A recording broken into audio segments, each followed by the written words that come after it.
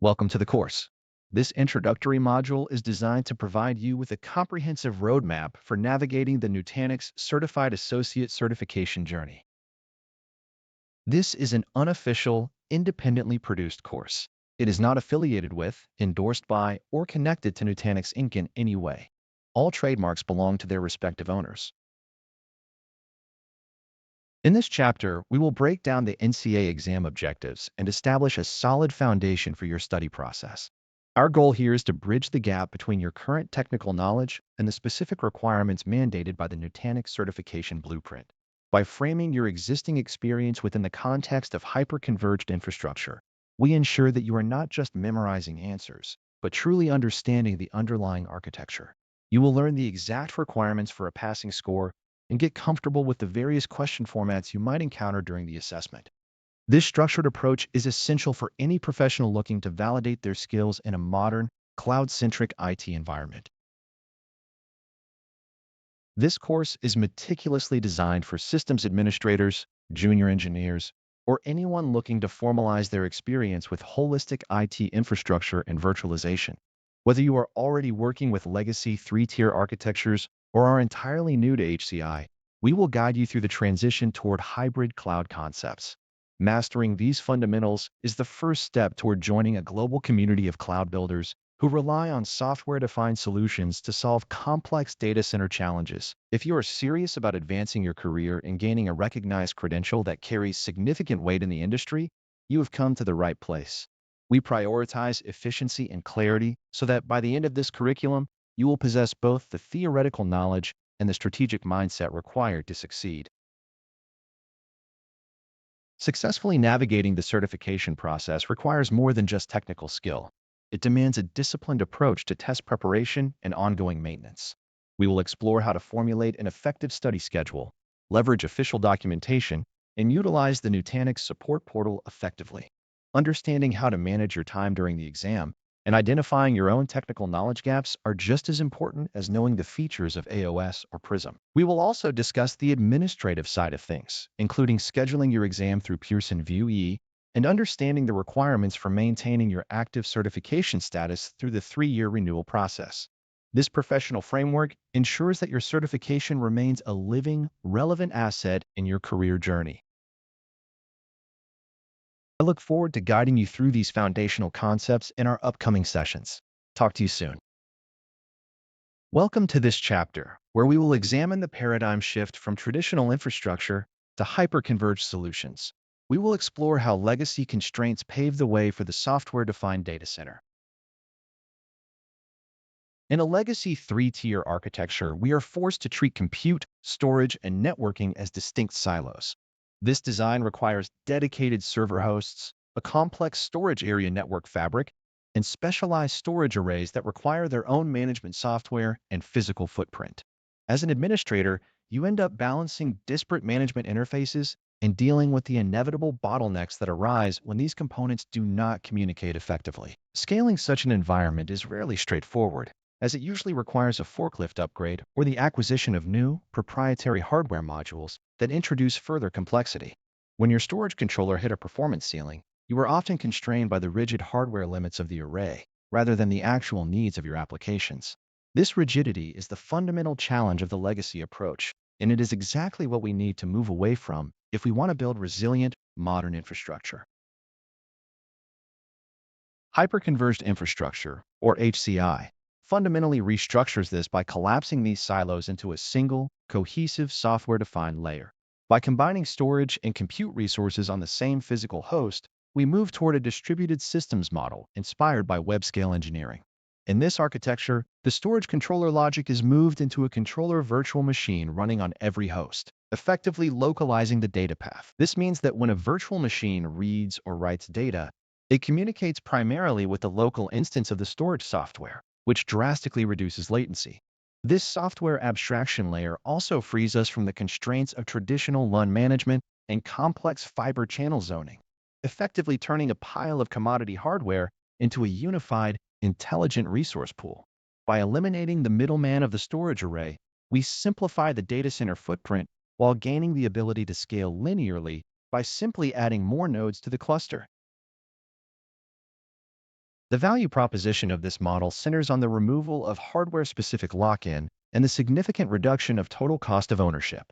Because the storage intelligence lives in software rather than in a proprietary box, you can leverage standard x86 servers to meet your performance demands. This eliminates the need for expensive SAN infrastructure, leading to immediate savings in rack space, power consumption, and cooling efficiency. Beyond these physical benefits, you gain an operational, cloud-like agility that allows your local environment to reflect the consumption models seen in public clouds. You no longer need to over-provision storage to account for unexpected growth, as the system is designed for elastic expansion and continuous, non-disruptive operations. This shift represents a transition from managing discrete hardware components to managing policies and services provided through a single pane of glass. Resilience in this distributed architecture is not an optional feature, but a core architectural necessity that relies on localizing the data path and intelligent metadata management. Since every node participates in the storage fabric, the system has inherent awareness of where data resides and its availability across the cluster. If a disk or an entire node fails, the system automatically intervenes to reconstruct the data using available resources across the remaining healthy nodes. This self-healing process occurs without administrator intervention, ensuring that your virtualized environment continues to run with minimal performance impact. By decentralizing the metadata, the system avoids the controller bottlenecks that historically plague traditional storage appliances, allowing for a truly fault-tolerant experience. This design ensures that compute and storage resources grow in lockstep, eliminating the performance plateaus typical of traditional scaling methods. Understanding these concepts is the primary goal for the performance of your infrastructure and the success of your certification journey.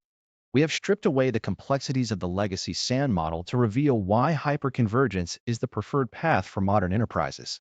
By focusing on software-defined principles, we prepare ourselves to manage Nutanix environments with a clear view of how each component contributes to the broader objective of operational efficiency. As you progress, keep in mind how these architectural decisions translate into the metrics and daily configurations we will cover in subsequent modules.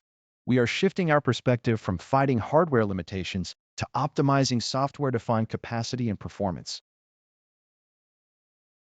I will see you in the next lecture. Welcome to our deep dive into hyperconverged infrastructure, where we will peel back the abstraction layers to understand how Nutanix unifies the data center stack. Hyperconverged infrastructure, or HCI, represents a fundamental shift in how we think about compute, storage, and networking resources within the modern data center. In traditional architectures, these components often remain siloed, requiring disparate management tools and specialized hardware teams to maintain individual layers of the stack. An HCI solution collapses these domains into a single unified management layer by utilizing software-defined intelligence that runs on industry-standard, commodity x86 servers. Within the Nutanix ecosystem, the physical node acts as the foundational building block, containing the compute resources, local storage, and networking connectivity necessary to function as an independent unit. These nodes are aggregated into a logical cluster, where the power of the platform truly emerges through shared resource pooling and distributed software services. By pooling CPU, memory, and storage at the software level, we achieve a level of granular scalability that is inherently difficult to replicate in legacy environments. This architecture relies on a web-scale approach, where the addition of a new node automatically expands the aggregate capacity of the entire environment without requiring complex manual reconfiguration. At the heart of this architecture lies an intelligent software layer that manages the distributed control plane, ensuring that your applications have constant, high-performance access to data. This software acts as the glue, abstracting the underlying complexity of physical hardware and providing an interface that treats the entire cluster as a single logical entity. One of the most significant advantages here is the creation of a distributed storage fabric, which eliminates the traditional storage controller bottlenecks found in dedicated SAN arrays. By utilizing a local caching mechanism on each node, the fabric ensures that I/O paths for frequently accessed data remain as close to the compute process as possible. The system handles data placement automatically, using intelligent tiering strategies to move data between flash storage and high-capacity hard drives based on usage frequency and performance requirements. This background automation takes the burden of capacity management off the sysadmin, allowing the cluster to self-optimize throughout its operational lifecycle. Resiliency is not just an added feature in an HCI environment. It is a primary design objective achieved through sophisticated data replication and fault tolerance logic. Since every node in the cluster participates in the distributed metadata ring, the loss of a single disk or even an entire host does not equate to downtime for your virtual machines. The system implements rack awareness and block awareness policies, ensuring that replicas of your data are distributed across physical failure domains. If a host suddenly loses power or suffers a hardware fault, the software layer automatically detects the failure and orchestrates the recovery of affected VMs on other healthy nodes within the cluster. This process is seamless and transparent to the end user, relying on a system-wide consensus mechanism that keeps the cluster state consistent at all times. By leveraging these distributed internal operations, Nutanix removes the single points of failure that historically plagued physical monolithic storage controllers. Flexibility in deployment is another hallmark of this architectural approach, as it supports both software-only delivery models and integrated appliance models through various OEM partnerships. You can procure pre-validated appliance models that arrive factory-installed with the software stack, or you can leverage existing hardware investments if they meet the necessary compatibility requirement. The foundation tool serves as the critical utility for zero-touch provisioning, guiding the imaging process of new nodes and integrating them into an existing production cluster. Once these nodes are part of the cluster, you gain the benefit of hypervisor agnosticism, which allows you to run your preferred virtualization layer, be it AHV, ESXi, or Hyper-V, without compromising the underlying storage fabric performance. This level of hardware abstraction ensures that your operational strategy remains consistent regardless of the specific server brand or model installed in your racks. It is this combination of simplified management and robust software-defined performance that enables organizations to treat their entire infrastructure as a cohesive, resilient resource pool. See you in the next lecture. Welcome back to our journey through the Nutanix architecture, where we will now examine the fundamental components that make hyperconvergence a reality. In this chapter, we will dissect the software stack and management interfaces that define the Nutanix experience. The Acropolis operating system, or AOS, functions as the intelligent software layer that abstracts hardware resources into a unified, distributed storage fabric. At the heart of this architecture lies the controller virtual machine, commonly referred to as the CVM, which runs on every node in the cluster and acts as the gatekeeper for all storage I/O.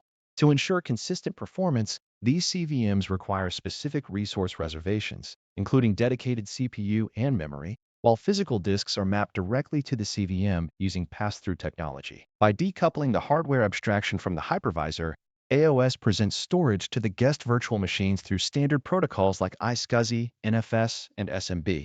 This architecture is inherently modular and relies on microservices to handle specialized tasks, such as metadata management or data consistency. The loose coupling of these components allows the system to remain resilient even if individual services experience transient failures, as the distributed nature of the fabric ensures data availability across nodes. Management of this environment is centralized through Prism, which is divided into two primary interfaces known as Prism Element and Prism Central.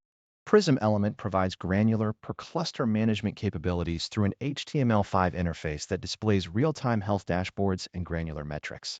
When your infrastructure grows to encompass multiple clusters, Prism Central becomes the necessary control plane, providing global visibility and a unified point of management. This centralized approach enables sophisticated features like machine learning-based capacity runway planning, which helps administrators forecast hardware requirements before they become bottlenecks. Prism Central also acts as the integration point for higher-level services, such as Calm's automation orchestration or Flow for microsegmentation and network security. By consolidating these views, organizations can move away from siloed management and toward a unified software-defined data center model that simplifies the entire operational lifecycle. The resilience of the cluster is maintained by a set of foundational distributed processes that manage the status and health of the underlying hardware and software. Systems like Zeus handle the cluster configuration, while Medusa manages the distributed metadata database that keeps track of every data block within the fabric. Curator serves as the background task manager, orchestrating routine operations like data scrubbing, deduplication, and compression to maintain optimal storage efficiency. Stargate is the data path controller that communicates directly with the storage drives, while Kronos handles job scheduling for these background internal tasks. These services employ leader election algorithms to ensure that heartbeat monitoring and lock management remain consistent during node failures or network partitions. Because these components are distributed across every node in the cluster, they leverage MapReduce operations to process large amounts of metadata without overwhelming a single point of failure. Maintaining software integrity is simplified through a non-disruptive, one-click upgrade process that leverages the independence of the underlying architecture. When a software update is required, the system performs a rolling upgrade on the CVMs one node at a time, ensuring that the storage fabric continues to serve I/O without downtime.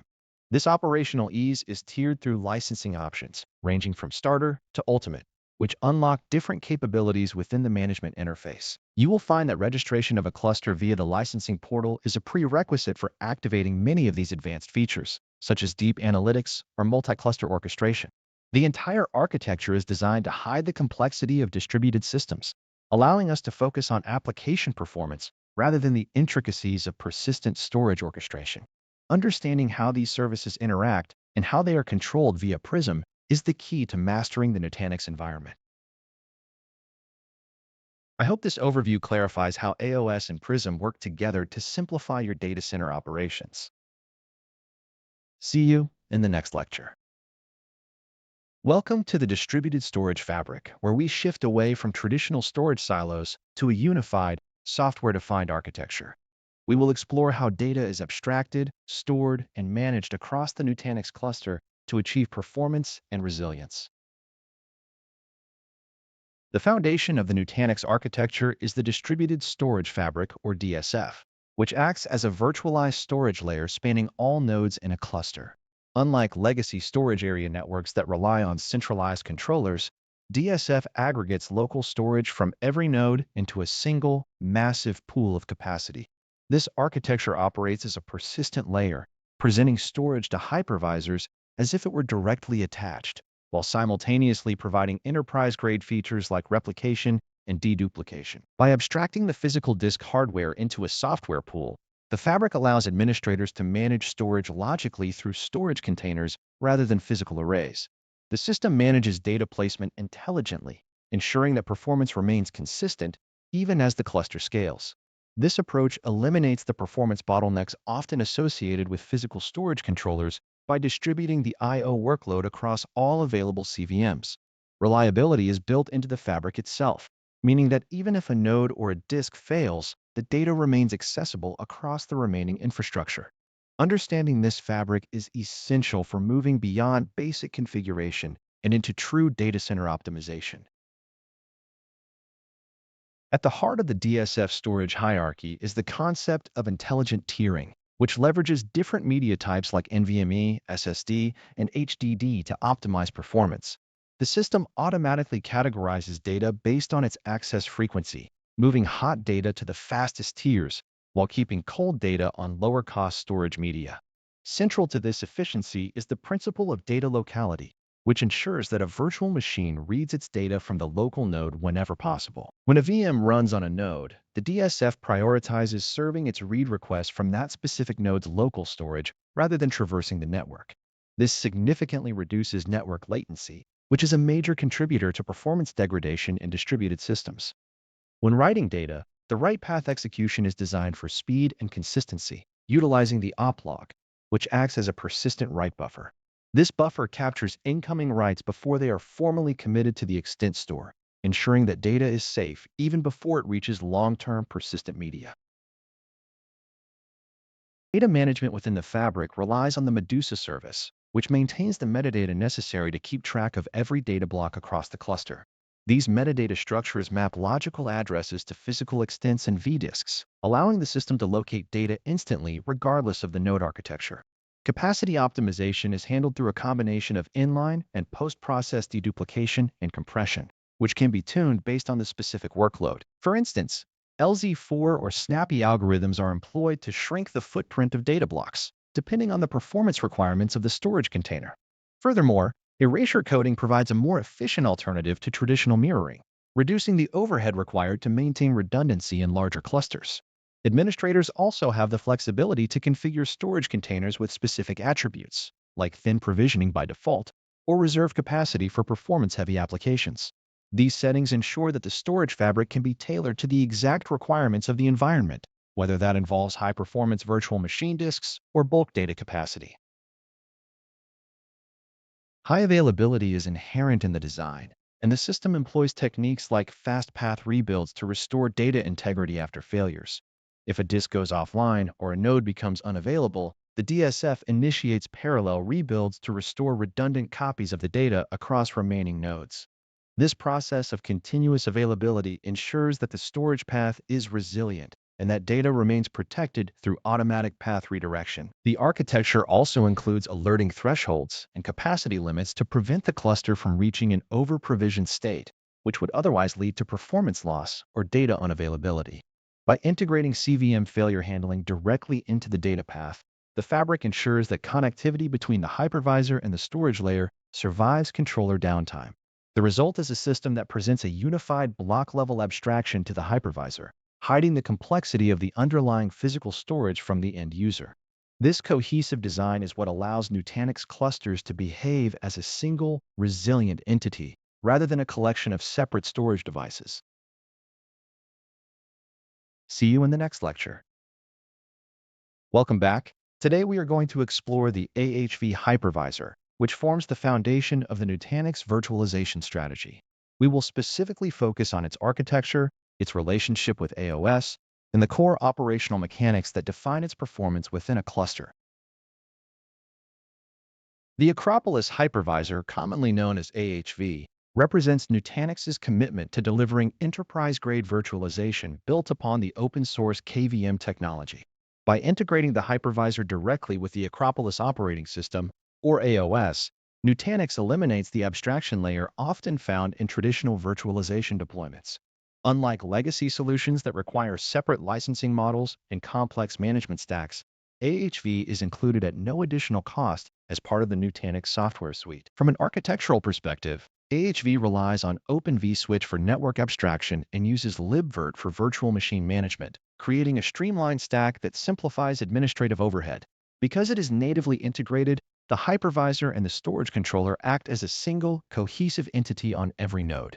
This unification allows for superior performance characteristics because the virtualization layer, the storage fabric, and the underlying hardware work in constant synchronization to manage local resources.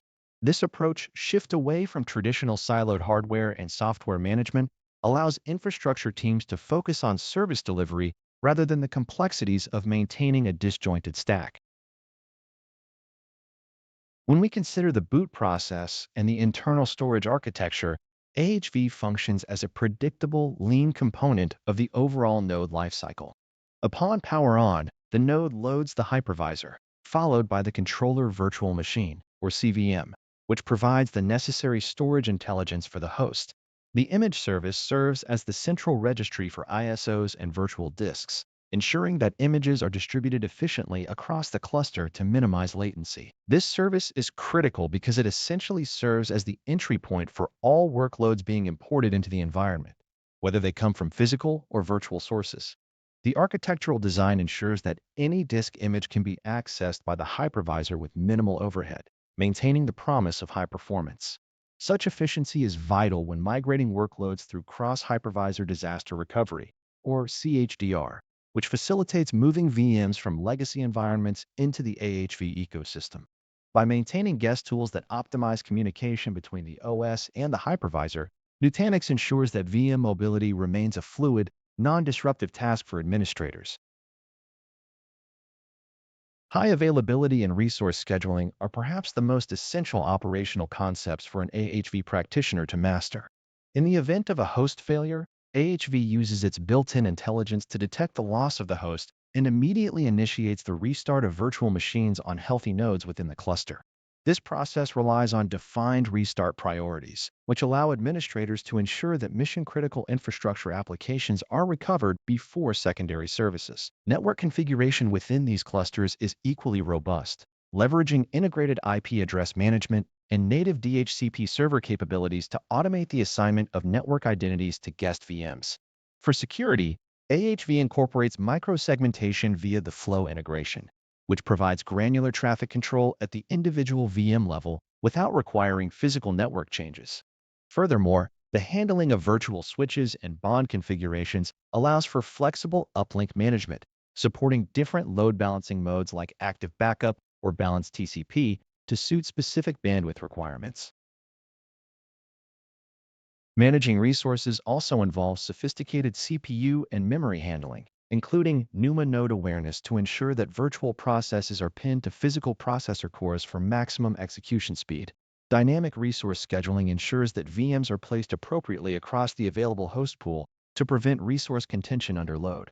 Should you need to perform maintenance, utilizing the command line interface, or ACLI, provides direct access to the hypervisor's management functions, bypassing the need for a web console in scenarios where network speed or interface availability might be limited. Accessing a host via SSH gives you the ability to place a node into maintenance mode, which shifts running VMs to other hosts and suspends local storage replication to keep the cluster healthy.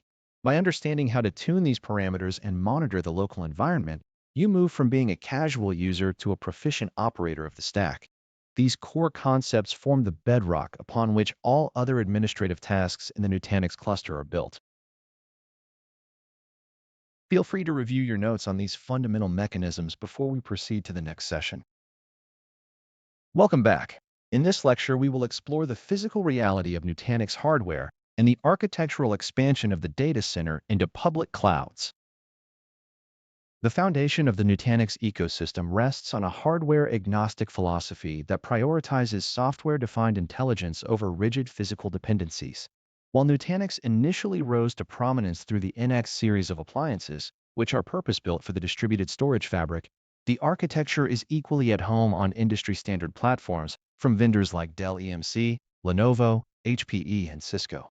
Each of these partnerships ensures that the core Nutanix software, AOS, operates with the same underlying abstraction layer regardless of the underlying server's brand. When we talk about platform diversity, we are really talking about the ability to choose a vendor that fits your specific data center lifecycle while maintaining a uniform operational experience across the entire fleet.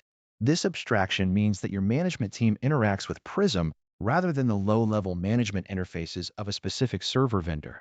Consequently, the operational overhead remains constant, even in a heterogeneous environment where you might have multiple hardware generations or manufacturers running side by side. Managing this hardware lifecycle happens primarily through the Lifecycle Manager, or LCM, which serves as the automated orchestrator for firmware and software updates. In a traditional environment, updating BIOS, BMC, or HBA firmware was a manual, error-prone task that often required significant downtime during maintenance windows. With Nutanix, you can perform these updates from the management plane, where the system orchestrates the sequential migration of VMs off a node, ensures data redundancy is maintained, and then updates the firmware components silently. This process is fundamentally integrated into the architecture's awareness of power and disk layout, ensuring that the system identifies the physical host, its specific disk composition, and its power source.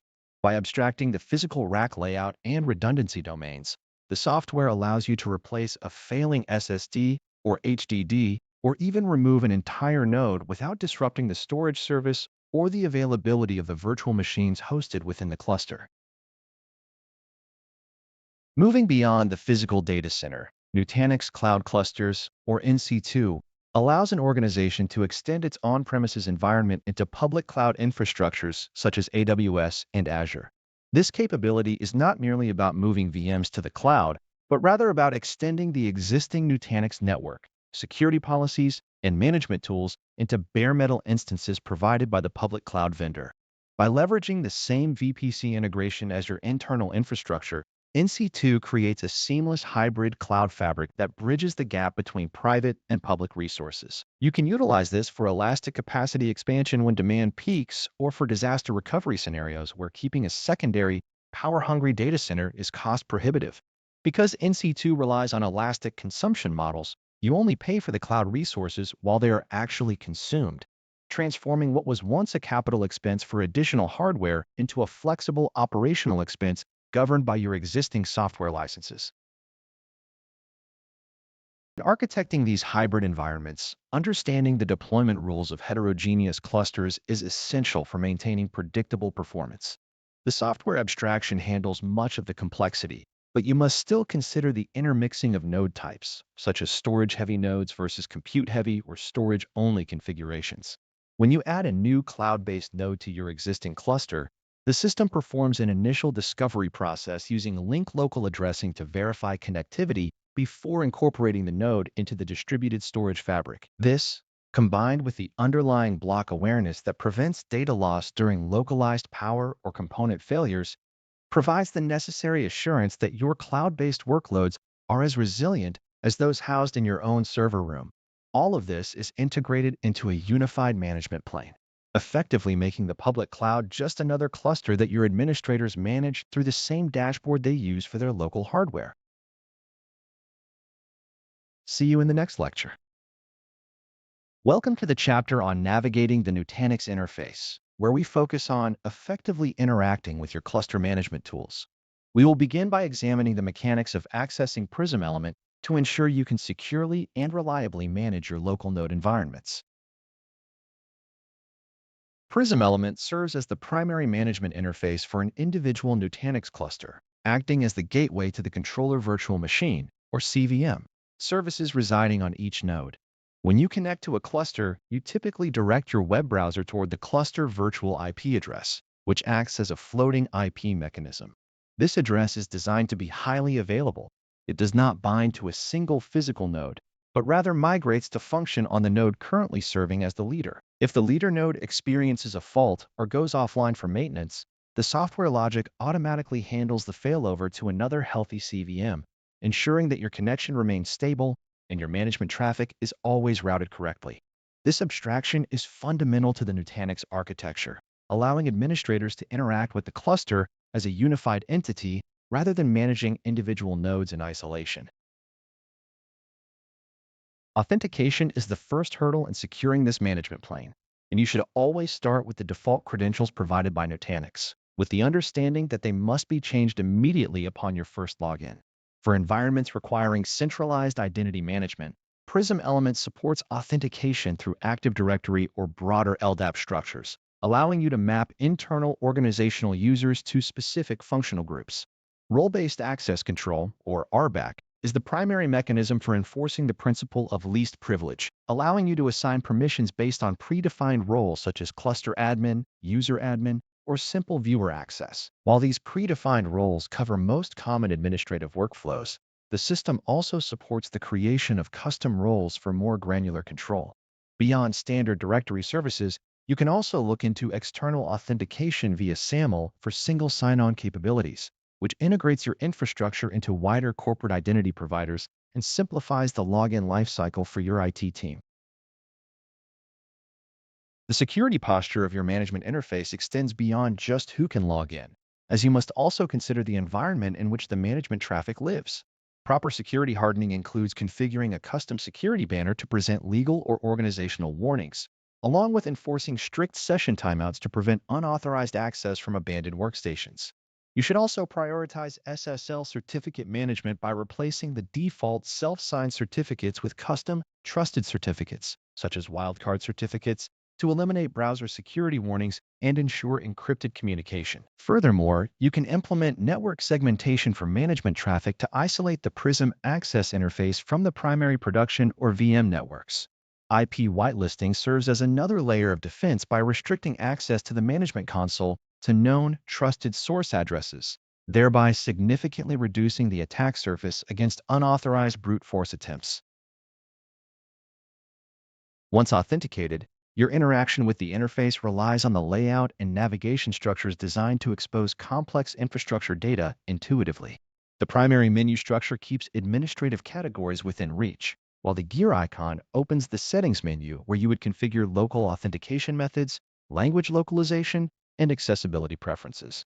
You should observe the bell icon on the top right, as it provides a centralized location for system notifications.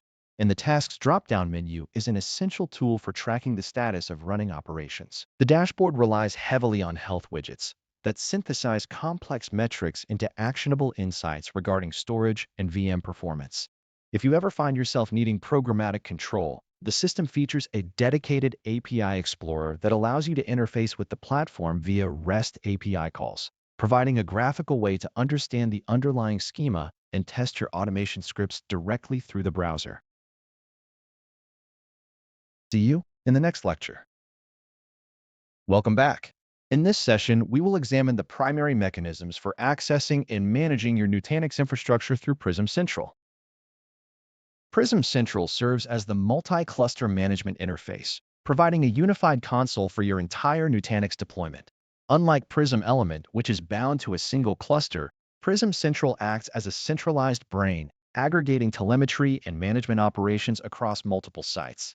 When you initiate access, you typically point your web browser to the virtual IP address or the FQDN assigned to your Prism Central instance during the initial deployment phase. Authentication is usually handled either through local users defined within the Prism management plane or via integration with your existing directory services such as Active Directory or LDAP.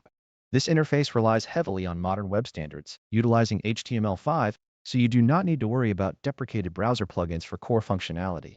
Once you reach the sign-in page, the platform validates your credentials against the configured identity provider before rendering the home dashboard.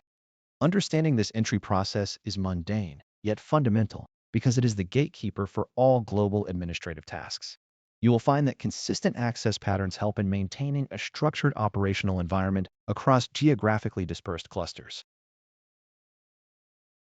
Once you have successfully authenticated, the interface presents the global dashboard, which is your primary vantage point for monitoring the state of your infrastructure. The browser session maintains connectivity using standard HTTPS protocols, typically on port 9440, ensuring that communication between your workstation and the management VM is secured.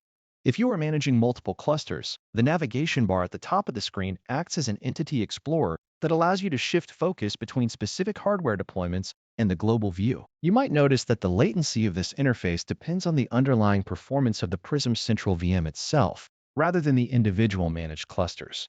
If your deployment consists of a single VM, you are performing all management logic there. But in a scale-out deployment, the logical interface remains unified. It is worth noting that while you access both Prism Element and Prism Central via web browsers, their functional scopes are distinct. Prism Element is your tactical tool for cluster-specific configuration, whereas Prism Central provides the strategic depth required for managing a data center or even a multi-cloud environment. Navigating the dashboard requires a clear grasp of how Prism Central presents data visualization and entity relationships. The system uses a widget-based layout that you can customize to highlight the health of entities like hosts, virtual machines, or storage containers across the entire fabric.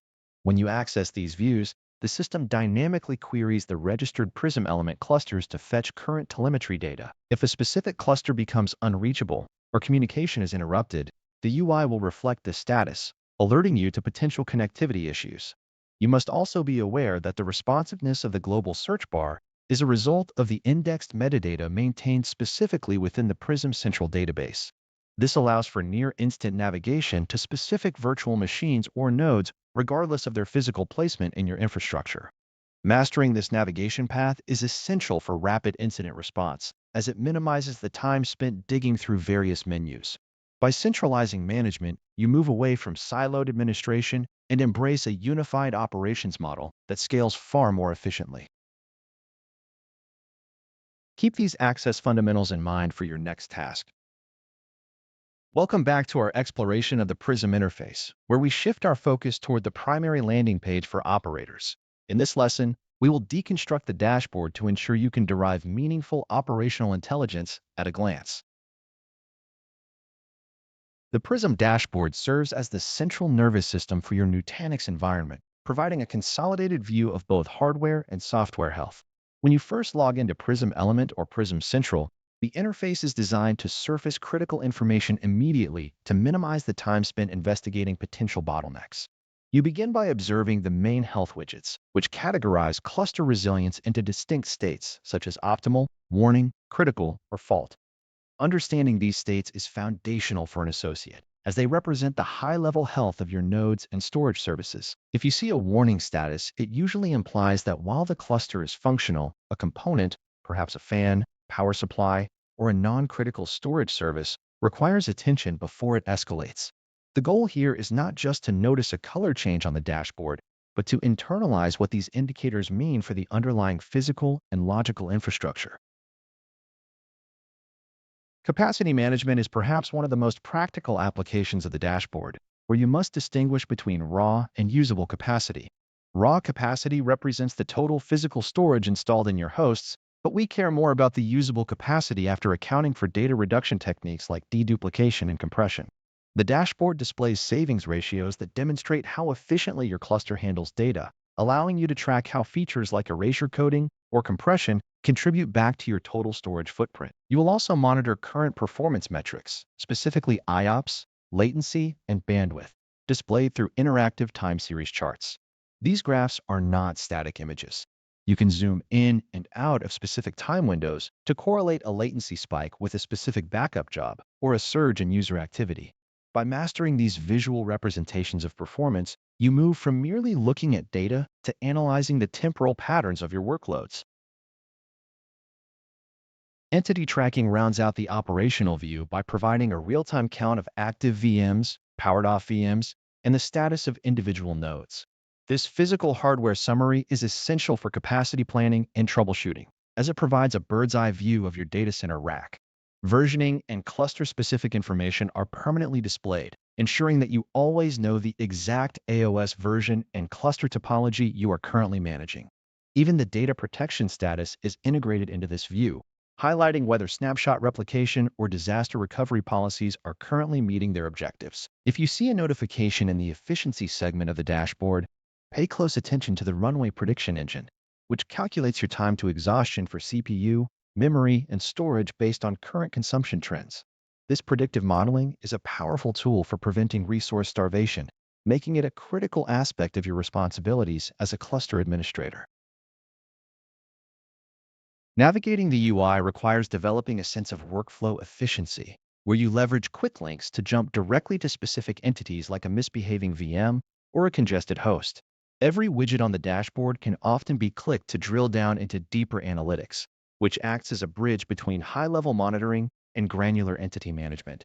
For instance, clicking on a node count leads you instantly to the physical hardware view, where you can inspect disk health and individual component logs. You should also become familiar with the task tracking section of the dashboard, which lists all ongoing operations, such as VM migrations or configuration changes. Understanding task completion percentages and reviewing failure messages log by log allows you to audit user activity and verify that requested changes were applied successfully. While the interface might seem complex initially, the design philosophy prioritizes a top-down approach that guides you from the symptom on the dashboard to the source of the issue. Finally, consider the flexibility of the Prism environment in terms of customization. You have the ability to move, add, or modify widgets to reflect the specific operational priorities of your organization, effectively creating custom dashboard views that highlight the most relevant data points for your day-to-day work. Exporting dashboard data is also a standard requirement when reporting to management or documenting an incident for support cases. Always remember that the dashboard is not merely a collection of dials. It is a diagnostic tool that informs your next steps in maintaining cluster health and infrastructure performance. By internalizing these visual signals and knowing exactly where to look for supporting evidence, you can dramatically improve your reaction time in a production environment. Keep these concepts in mind as you navigate the interface in your own environment, focusing specifically on how the data reduction ratios translate into real-world cost savings. We'll see you in the next lesson. Welcome back. Today, we are going to explore the Nutanix Health Widget, a critical diagnostic tool within Prism. By the end of this lecture, you will understand how to interpret system indicators and use them to maintain cluster integrity. The Health Widget serves as the primary visual heartbeat of your Nutanix cluster, providing an immediate snapshot of the system's operational status. When you access the Prism dashboard, this component displays a set of icons that translate complex background telemetry into actionable information. A green checkmark clearly indicates that the system is functioning within defined parameters, meaning all nodes, services, and storage components are healthy. Conversely, yellow warnings signal potential issues that require investigation, while red critical alerts suggest an imminent risk to data availability or service operations. These indicators are not merely static status lights, they are gateways to understanding the underlying resilience of your infrastructure. By clicking on these visual prompts, you transition from a high-level overview into the specific entities that are reporting faults or deviations. This rapid navigation allows an administrator to move from perception to diagnosis in a matter of seconds, which is essential for minimizing human error during stressful maintenance windows. Data availability and hardware resilience are managed through a sophisticated integration between the Health Widget and NCC, or the Nutanix Cluster Check framework. The widget continuously evaluates the status of failure domains, which operate at the node, block, and rack levels to ensure fault tolerance. When a component experiences a failure, such as a disk becoming unresponsive, the widget reflects the resulting degraded state by adjusting its status. Understanding the specific impact of such a failure is vital, as the system must initiate rebuilding processes to maintain its configured redundancy levels. These rebuilds occur automatically in the background, recalculating metadata placement and data replicas across remaining healthy hardware. You can track this progress through the health reports, which detail how the storage fabric is working to restore full redundancy. Monitoring these states is paramount because it informs you whether the cluster is currently equipped to handle additional hardware failures or maintenance tasks without risking data loss. Beyond hardware visibility, the Health Widget acts as an interface for managing the proactive support ecosystem, including pulse and auto support features. When a fault is detected, the system does not just alert the local administrator. It prepares relevant telemetric data for transmission to Nutanix support services. This integration facilitates the autonomous generation of support cases, which speeds up the time to resolution for complex hardware issues. Within the widget's detailed views, you will find workflows that guide you through hardware replacement steps, ensuring that the human component of maintenance is as standardized as the software's self-healing actions. You also have the ability to acknowledge, clear, or suppress specific checks, which is useful when dealing with known issues or transient states that do not require immediate intervention. By reviewing historical health data represented in these views, you can correlate intermittent issues with past events, providing the necessary evidence for comprehensive root cause analysis. Effectively utilizing the Health Widget requires a disciplined approach to monitoring and a clear understanding of the cluster's self-healing capabilities. As you manage your environments, remember that the UI is designed to guide you toward the most relevant data points for a given fault. Whether you are configuring email or SNMP notifications to track these changes, consistency in your review process will ensure that the health status is always aligned with your operational requirements. Maintenance modes and software updates also impact this dashboard, so always verify that the widget shows a healthy state before initiating significant changes to the ecosystem. By mastering these visual indicators, you minimize the mystery behind cluster operations and replace reactive troubleshooting with informed, proactive management. This focus on observability is exactly what the Certified Associate exam expects from qualified professionals working with the Nutanix ecosystem. I look forward to seeing you in the next lecture. Welcome back. Today, we are going to dive into the technical details of interpreting cluster alerts within the Nutanix environment. In any distributed system, the ability to observe and interpret health signals is foundational to operational stability. Nutanix Prism serves as the centralized interface for these signals, categorizing them via a structural framework based on severity levels.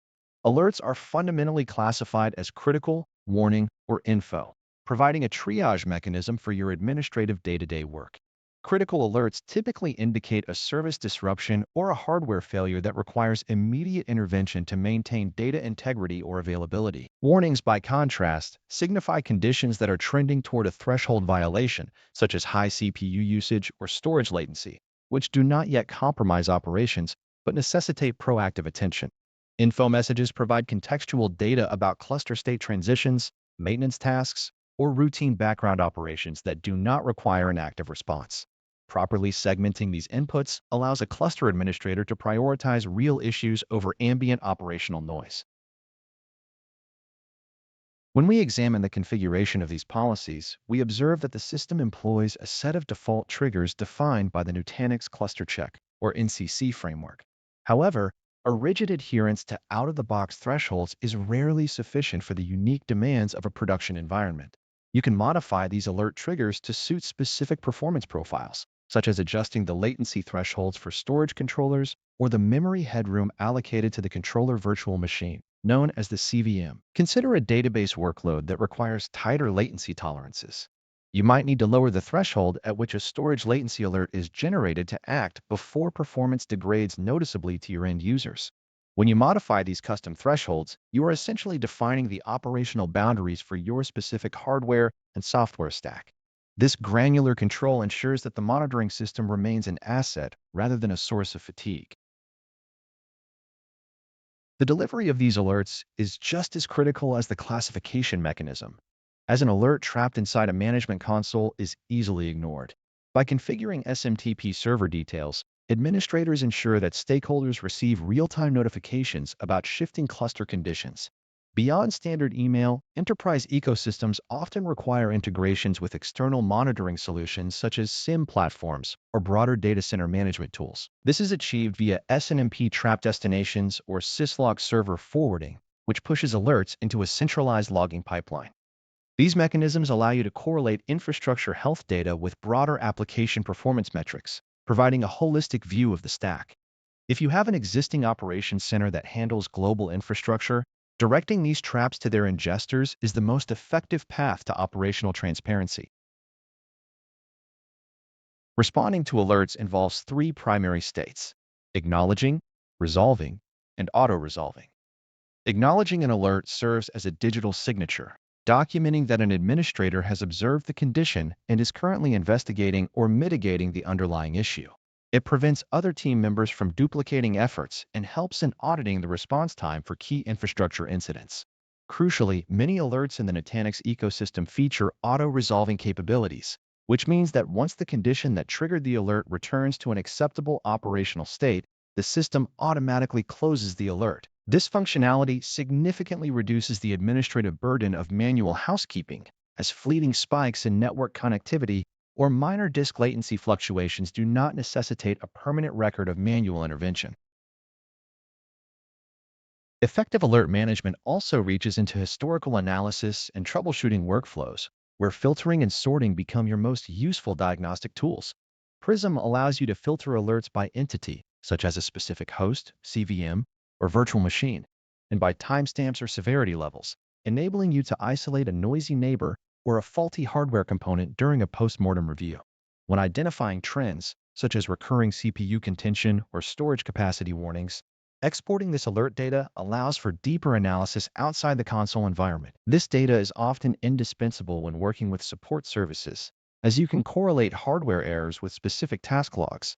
By auditing these logs and tracking the tasks generated by the system, you maintain a level of traceability that is critical for root cause analysis in complex, hyperconverged environments. See you in the next lecture. Hello, and welcome back. In this lesson, we will explore the powerful searching capabilities within the Nutanix Prism interface to efficiently locate and manage your infrastructure resources. When dealing with a modern data center, the volume of data and the number of distinct entities can become overwhelming if you rely solely on manual navigation through nested menus. Nutanix Prism Central provides a global search bar that acts as the primary gateway for locating specific virtual machines, hosts, storage clusters, containers, and disks across your entire environment. This search functionality is not merely a string matching tool. It supports advanced search syntax that allows you to narrow down results based on specific criteria. For instance, using the colon syntax, you can prefix your search with an entity type, such as VM production_server01, to filter results immediately. This minimizes the cognitive load required to jump between different management screens, allowing you to focus on the operational task at hand rather than hunting for specific object locations. Beyond simple entity lookup, the search engine incorporates natural language processing to make querying metrics more intuitive than traditional filter builders. You can type commands like show VM CPU usage or show IOPS for cluster to retrieve visual data representations without having to navigate to specific health or performance dashboards. This capability is exceptionally useful when you need to troubleshoot a sudden performance spike or identify a noisy neighbor virtual machine that is consuming disproportionate resources. By leveraging these queries, you can transform the search bar into a diagnostic command line, which often proves faster than drilling down through the hierarchical Prism views. Once you've crafted a particularly useful query or filtered your infrastructure layout to reflect a specific operational state, the system allows you to save these queries for future use. Saving these configurations is the first step toward creating custom dashboards, which serves to centralize the monitoring of the resources you interact with most frequently. When search results present a list of entities, you gain access to contextual actions directly from that view, such as the ability to power on a virtual machine, trigger a migration, or initiate an update. These contextual menus effectively turn your search results into a dynamic management console rather than a static list or report. Furthermore, the entity list views themselves are highly customizable, allowing you to add or remove columns to display specific metadata like serial numbers, MAC addresses, or IP assignments. This level of granularity is vital when you are auditing hardware components or performing maintenance tasks that require exact hardware identification across a distributed cluster. Data portability is also a first-class citizen in the Prism interface, as any list view you generate through search and filtering can be exported directly into CSV or JSON formats. This is invaluable for reporting purposes, particularly when you need to share infrastructure status with management or export a snapshot of the current environment for external analysis. You can perform bulk actions on these searched entities, such as applying categories for tagging or assigning resources to specific self-service projects, which streamlines administrative overhead significantly. If your environment grows beyond a local cluster to include dozens of remote sites, the scale-out search architecture ensures that index retrieval remains fast and consistent. You will notice that as you become more proficient, the ability to trigger these actions through keyboard shortcuts and search commands results in a much more fluid interaction with the underlying Nutanix software. Occasionally, you might encounter scenarios where index retrieval becomes sluggish or search results are inconsistent, which usually signals a need to investigate the status of the search indexing service. Navigating these indexing issues requires an understanding of how Prism Central maintains its metadata database, which is the foundational component that powers the rapid search features you rely on. By keeping your search queries structured and specific, you minimize the amount of overhead the indexer must process to return your requested information. This disciplined approach to searching not only speeds up your daily workflows, but also keeps the Prism management plane stable and responsive. Mastering these search utilities is arguably the most significant productivity boost you can gain within the Nutanix ecosystem, as it shifts your operational style from manual UI browsing to intent-based infrastructure management. See you in the next lecture. Welcome back. Today, we will start our deep dive into the Nutanix storage architecture, specifically focusing on the distributed storage fabric and its role in modern data centers. We are going to explore how data is handled across nodes, how metadata management ensures availability, and how the underlying hardware interacts with the software layer. At the heart of the Nutanix solution lies the distributed storage fabric, commonly referred to as DSF. Unlike traditional architectures that rely on centralized storage arrays to bridge the gap between compute and disks, DSF consolidates the storage resources of multiple nodes into a single, unified pool. This is achieved by running the Stargate service within a controller VM on every host in the cluster. This architecture localizes the data path, ensuring that a hypervisor communicates with its local controller VM for storage I/O requests. By presenting a software-defined layer, the system abstracts physical limitations, providing a container-level view that allows administrators to treat disparate physical disks as a coherent, distributed resource. Metadata management is handled by a set of services that ensure the integrity and consistency of the cluster state. The Medusa service provides the metadata layer, relying on Cassandra for distributed storage of this information, while Zookeeper manages configuration and cluster consensus. When an I/O request arrives, it is processed through the oplog, which serves as a persistent buffer designed for high-speed, sequential writes. Because random writes from virtual machines are generally inefficient, the system coalesces these operations before committing them to the extent store. This process drastically reduces the latency penalty often associated with traditional random disk access patterns.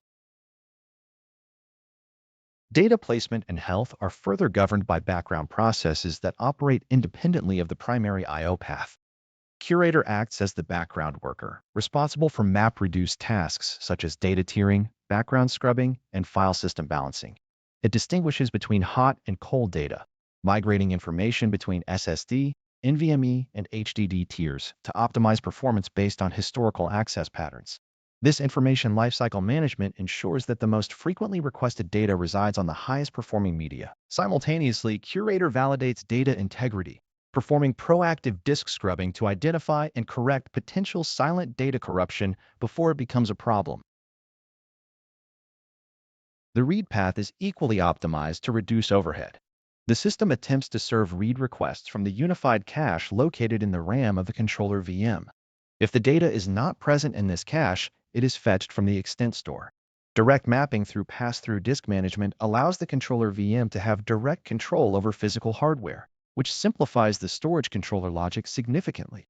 The redundancy factor, whether RF2 or RF3, determines how many copies of data are maintained across nodes to protect against hardware failures. This level of self-healing ensures that if a disk or a full node fails, the system automatically reconstructs the affected data without human intervention.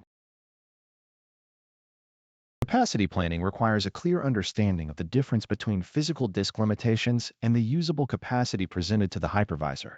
When calculating overhead, one must account for the redundancy factor and the inherent requirements of the file system and metadata. Thin provisioning, a standard feature in Nutanix, allows you to over-provision storage, but this makes continuous monitoring of health indicators critical to avoid running out of physical footprint. By integrating these storage protocols like iSCSI, NFS, and SMB into a single software fabric, Nutanix provides a unified experience that masks the complexity of physical disk management. Monitoring the storage health and maintaining the balance of the cluster are the primary responsibilities for ensuring a robust operational environment. See you in the next lecture. Welcome to the module on Cluster Storage Management, where we focus on the fundamental task of managing storage pools. In this discussion, we will explore the mechanisms behind aggregating physical disks into logical pools to serve your HCI environment effectively. At its core, a storage pool functions as a logical boundary that aggregates the physical storage resources of all nodes within a Nutanix cluster. When you configure a storage pool, you are essentially defining a collection of physical disks that the distributed storage fabric can draw upon to fulfill the I/O requirements of your virtual machines. The design philosophy of Nutanix encourages the creation of a single storage pool for the entire cluster to maximize resource utilization and simplify management. By pooling disks from every node into one construct, we ensure that data placement is distributed evenly, which is critical for maintaining consistent performance across the distributed file system.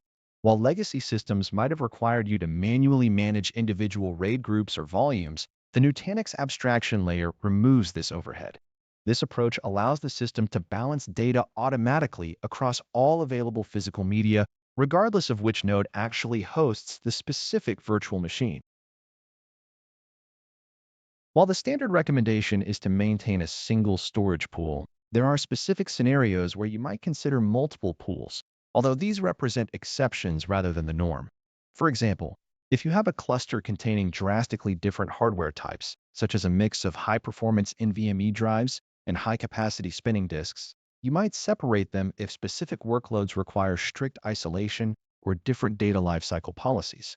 However, mixing these drive types within a single pool is technically supported, and the system is designed to handle this through its automated tiering subsystems. Creating these pools is straightforward through the Prism Element user interface under the Storage Management dashboard, which abstracts the complex CLI syntax into a simple, guided workflow.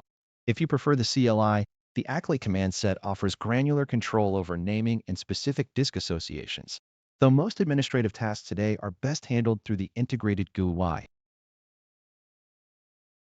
Capacity management is a major component of this responsibility, and it requires understanding the distinction between physical and logical usage. Prism provides detailed metrics that allow you to monitor the available capacity of the pool while accounting for data reduction techniques like compression and deduplication. You will see both absolute physical storage consumption and the effective logical usage, which helps in capacity planning as your data footprint grows. Because the storage pool acts as the foundation for replication, its size directly dictates the usable capacity once you account for your chosen replication factor. If you set a replication factor of 2, every bit of data is mirrored, effectively halving the raw storage capacity available for your workloads. This trade-off between fault tolerance and capacity is a fundamental consideration you must evaluate before finalizing your cluster design or adding new nodes to an existing storage pool. Expanding your storage resources often involves adding new nodes, which automatically incorporates new disks into your existing storage pool structure. In a heterogeneous cluster where you might add nodes with different disk capacities or performance profiles, the system's curator process works in the background to rebalance data. This background balancing ensures that no single node becomes a performance bottleneck due to a disproportionate amount of data or disk utilization. If a drive failure occurs, the rebuild speed is generally high because the workload is distributed across all surviving drives in the pool rather than being confined to a specific rebuild group. It is essential to configure threshold alerts so that Prism notifies you well before you reach physical capacity limits, as hitting these thresholds can trigger performance throttling or prevent snapshot updates. Performance metrics such as IOPS, throughput, and latency should be monitored at the pool level to identify potential bottlenecks. Because of the abstraction layer, you can map virtual machine performance directly back to the physical hardware utilization provided by the underlying disks. If you identify skewed performance, it is often a sign of uneven I/O distribution, or a need to adjust how containers are partitioned within the physical pool. Reserving capacity for rebuilds is a best practice that ensures the cluster remains operational and performant even during a hardware failure scenario. Fragmented space is generally managed well by the native software, but maintaining a healthy free space buffer is vital for background processes like garbage collection. By understanding how pools relate to these underlying metrics, you gain the ability to preemptively address potential storage bottlenecks before they impact the end users. I will see you in the next lecture. Welcome back. In this session, we will examine the tactical implementation of storage containers, which serve as the primary logical abstraction layer for data management within the Nutanix distributed storage fabric. When we initiate the creation of a storage container, we are essentially carving out a logical slice of the underlying storage pool to present as a mount point for our hypervisors. Unlike traditional storage architectures where you might define rigid LUNs or volumes that require constant resizing and remapping, Nutanix storage containers provide a flexible, software-defined namespace. To create one, you navigate through the Prism Element interface to the storage dashboard, where you define the container name and associate it with a specific storage pool. The relationship between containers and pools is one-to-many, meaning a single pool can support multiple containers, but a container itself resides within one specific physical storage pool. This layer acts as the boundary for data policies, allowing you to enforce distinct rules on a per-container basis rather than globally across the entire cluster. By isolating workloads into specific containers, you establish the foundation for granular management, security, and performance tuning that fits the unique requirements of your virtual machines. Defining the container parameters involves critical decisions regarding how you balance space efficiency against absolute performance guarantees. One of the most immediate settings you encounter is the distinction between thin and thick provisioning, which dictates how physical space is allocated to virtual disks. In a thin provisioned environment, the system reserves no physical space up front, consuming capacity only as data is written, which is generally the preferred approach for high-density virtualization. You must also configure capacity quotas and reservations to prevent a single application or tenant from monopolizing the shared backend resources.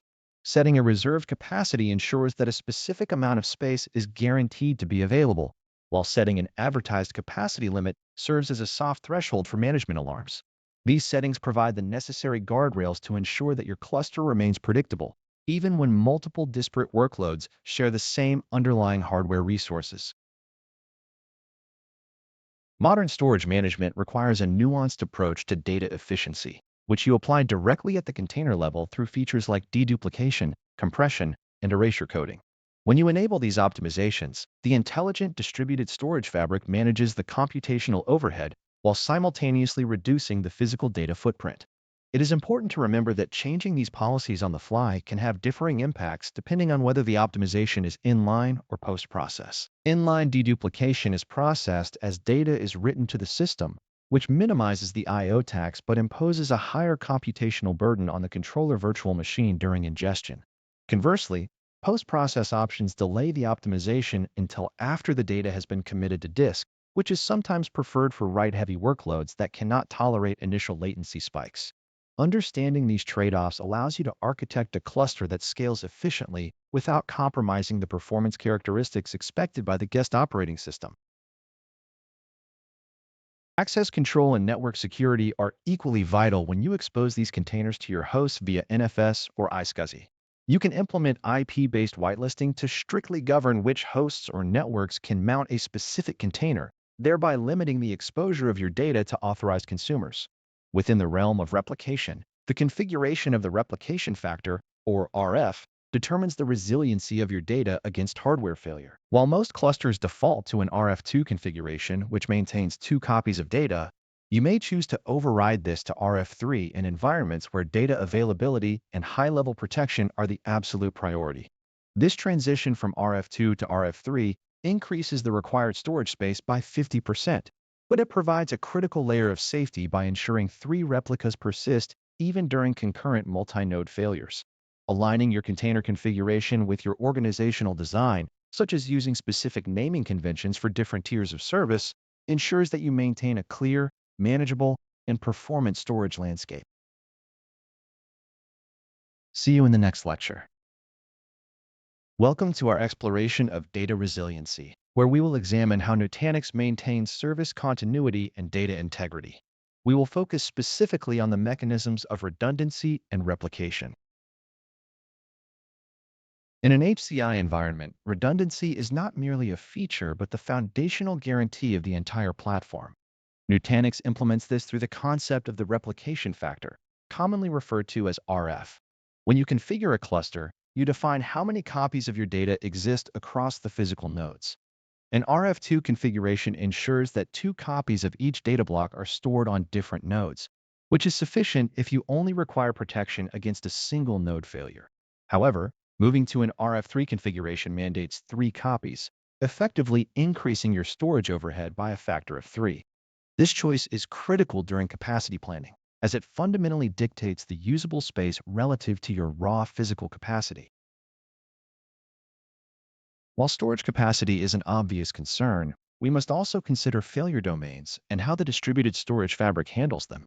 Metadata in Nutanix is subject to stricter rules than standard data blocks, often defaulting to RF3 or even RF5 to ensure that the core map of your data remains accessible during multiple concurrent failures. These failures can manifest as a single node going offline, a block of hardware servers losing power, or even an entire rack becoming unreachable. The system's awareness of these domains allows it to place data replicas intelligently, ensuring that a single event does not result in data loss. If you lose an entire rack, having all copies of a specific block pinned to nodes within that same rack would be a catastrophic design flaw. Nutanix prevents this by using sophisticated data placement algorithms that treat the rack or block identifier as a primary constraint for replica distribution. When a failure occurs, the system does not sit idle. It initiates a self-healing process that operates beneath the abstraction layer of the hypervisor. This process triggers Curator, the background maintenance engine that manages the MapReduce-like jobs responsible for scanning the storage fabric and identifying under-replicated data.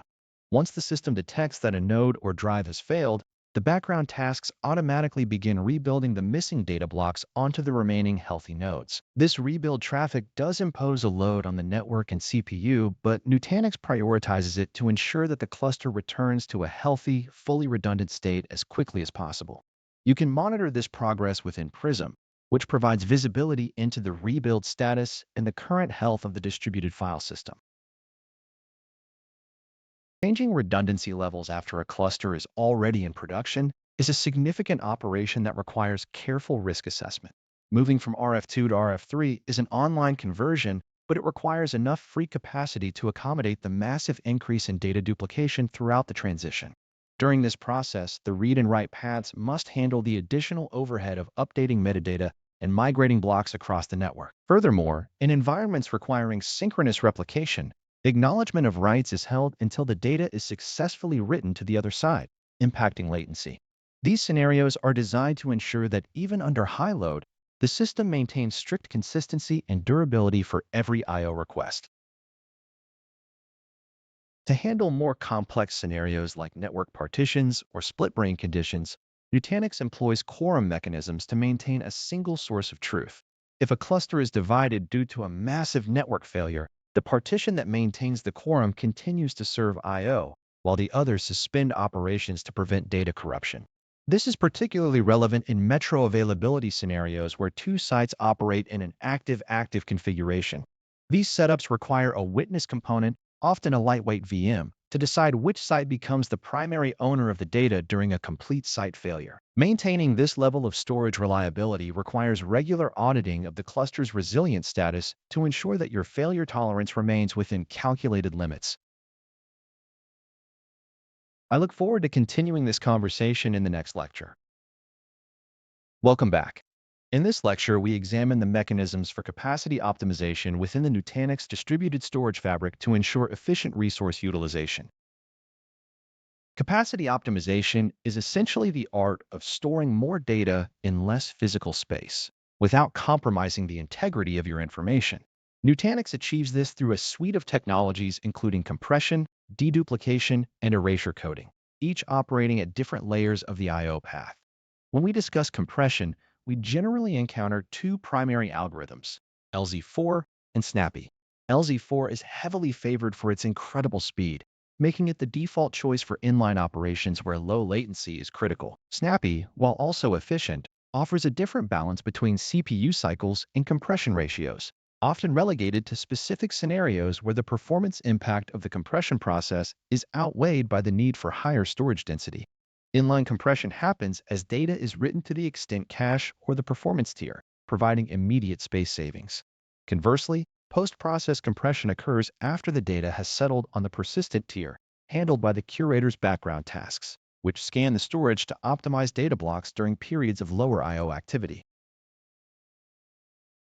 Deduplication acts as an anchor for storage efficiency, particularly in environments like virtual desktop infrastructure, where identical operating system files are replicated across hundreds of virtual machines.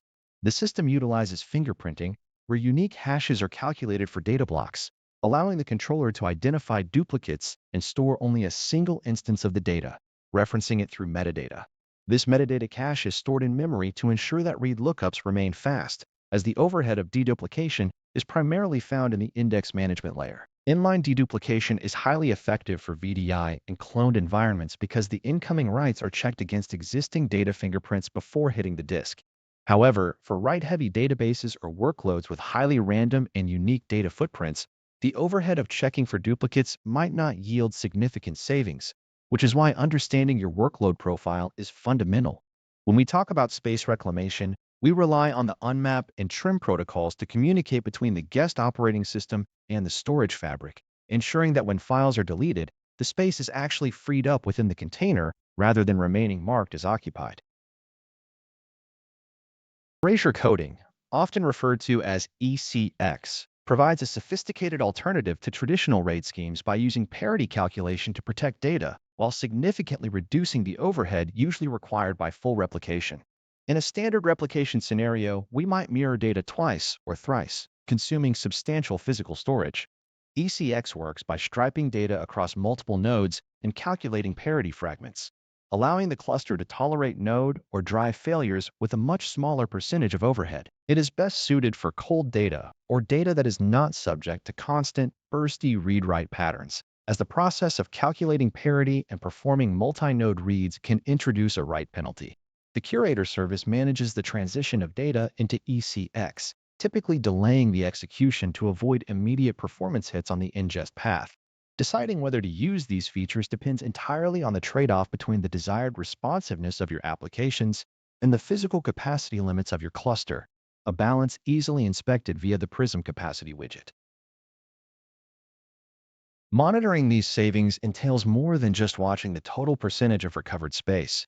You must observe the logical versus physical usage metrics to understand the real-world impact of your optimization policies. Thick provisioning, which reserves physical capacity up front, stands in direct contrast to thin provisioning, where logical space is presented to the guest without being immediately backed by physical blocks. Choosing between these requires a granular analysis of how your VMs consume disk, as setting reservations or quotas can prevent the overallocation that often leads to unexpected storage depletion. Always ensure that your guest operating systems are aligned correctly, as misaligned partitions can severely negate the effectiveness of any data reduction algorithm. When enabling these optimizations at the container level, consider the long-term life cycle of your data as rehydrating data. The process of returning it to its uncompressed or non-deduplicated state requires significant background system resources. I look forward to discussing how these concepts interface with our storage management strategies in the next session. Hello, and welcome back. In this lesson, we will explore the nuances of managing virtual disks, storage tiers, and the underlying abstractions within the Nutanix distributed storage fabric. To understand vDisks, we must first recognize that in the Nutanix ecosystem, a virtual disk is an abstraction that sits atop the unified storage fabric. When we talk about vDisks, we are effectively discussing the files that represent hard drives to the guest operating system, which are then mapped through the controller VM, or CVM, to physical storage devices. This architecture decouples the virtual machine from specific physical disks, allowing the distributed storage fabric to handle the placement and availability of data across diverse media types. The hypervisor, be it AHV, ESXi, or Hyper-V, interacts with these vDisks through standard protocols, but the underlying data remains managed by NDFS, the Nutanix distributed file system. This design ensures that regardless of whether a disk resides on an SSD, an HDD, or NVMe storage, the performance and data integrity remain consistent through intelligent software-defined policies. Managing these disks efficiently requires a solid grasp of storage tiering, which is the mechanism used to optimize performance based on data access patterns. Nutanix utilizes a multi-tier approach, automatically placing frequently accessed data, often referred to as hot data, onto the highest performing media like SSDs or NVMe drives. Conversely, data that is rarely accessed is demoted to lower-cost, high-capacity HDD tiers to maintain cost efficiency without sacrificing the system's overall footprint. You can influence this behavior through pinning policies, which instruct the system to keep specific vDisks within the flash tier permanently. This feature is particularly useful for latency-sensitive workloads like transactional databases that cannot afford the performance variance introduced by tier transitions or data demotion to slower media. Beyond general virtualization, Nutanix provides mechanisms to expose block storage directly to external entities through volume groups. These are essentially logically grouped virtual disks that act as raw block devices, which can be presented to bare metal servers or VMs that require direct access to storage. By using iSCSI protocols, volume groups allow for architectures like Microsoft failover clustering or Oracle RAC to operate seamlessly on Nutanix hardware. During configuration, you may implement security measures such as CHAP authentication to ensure that only authorized hosts can mount the storage.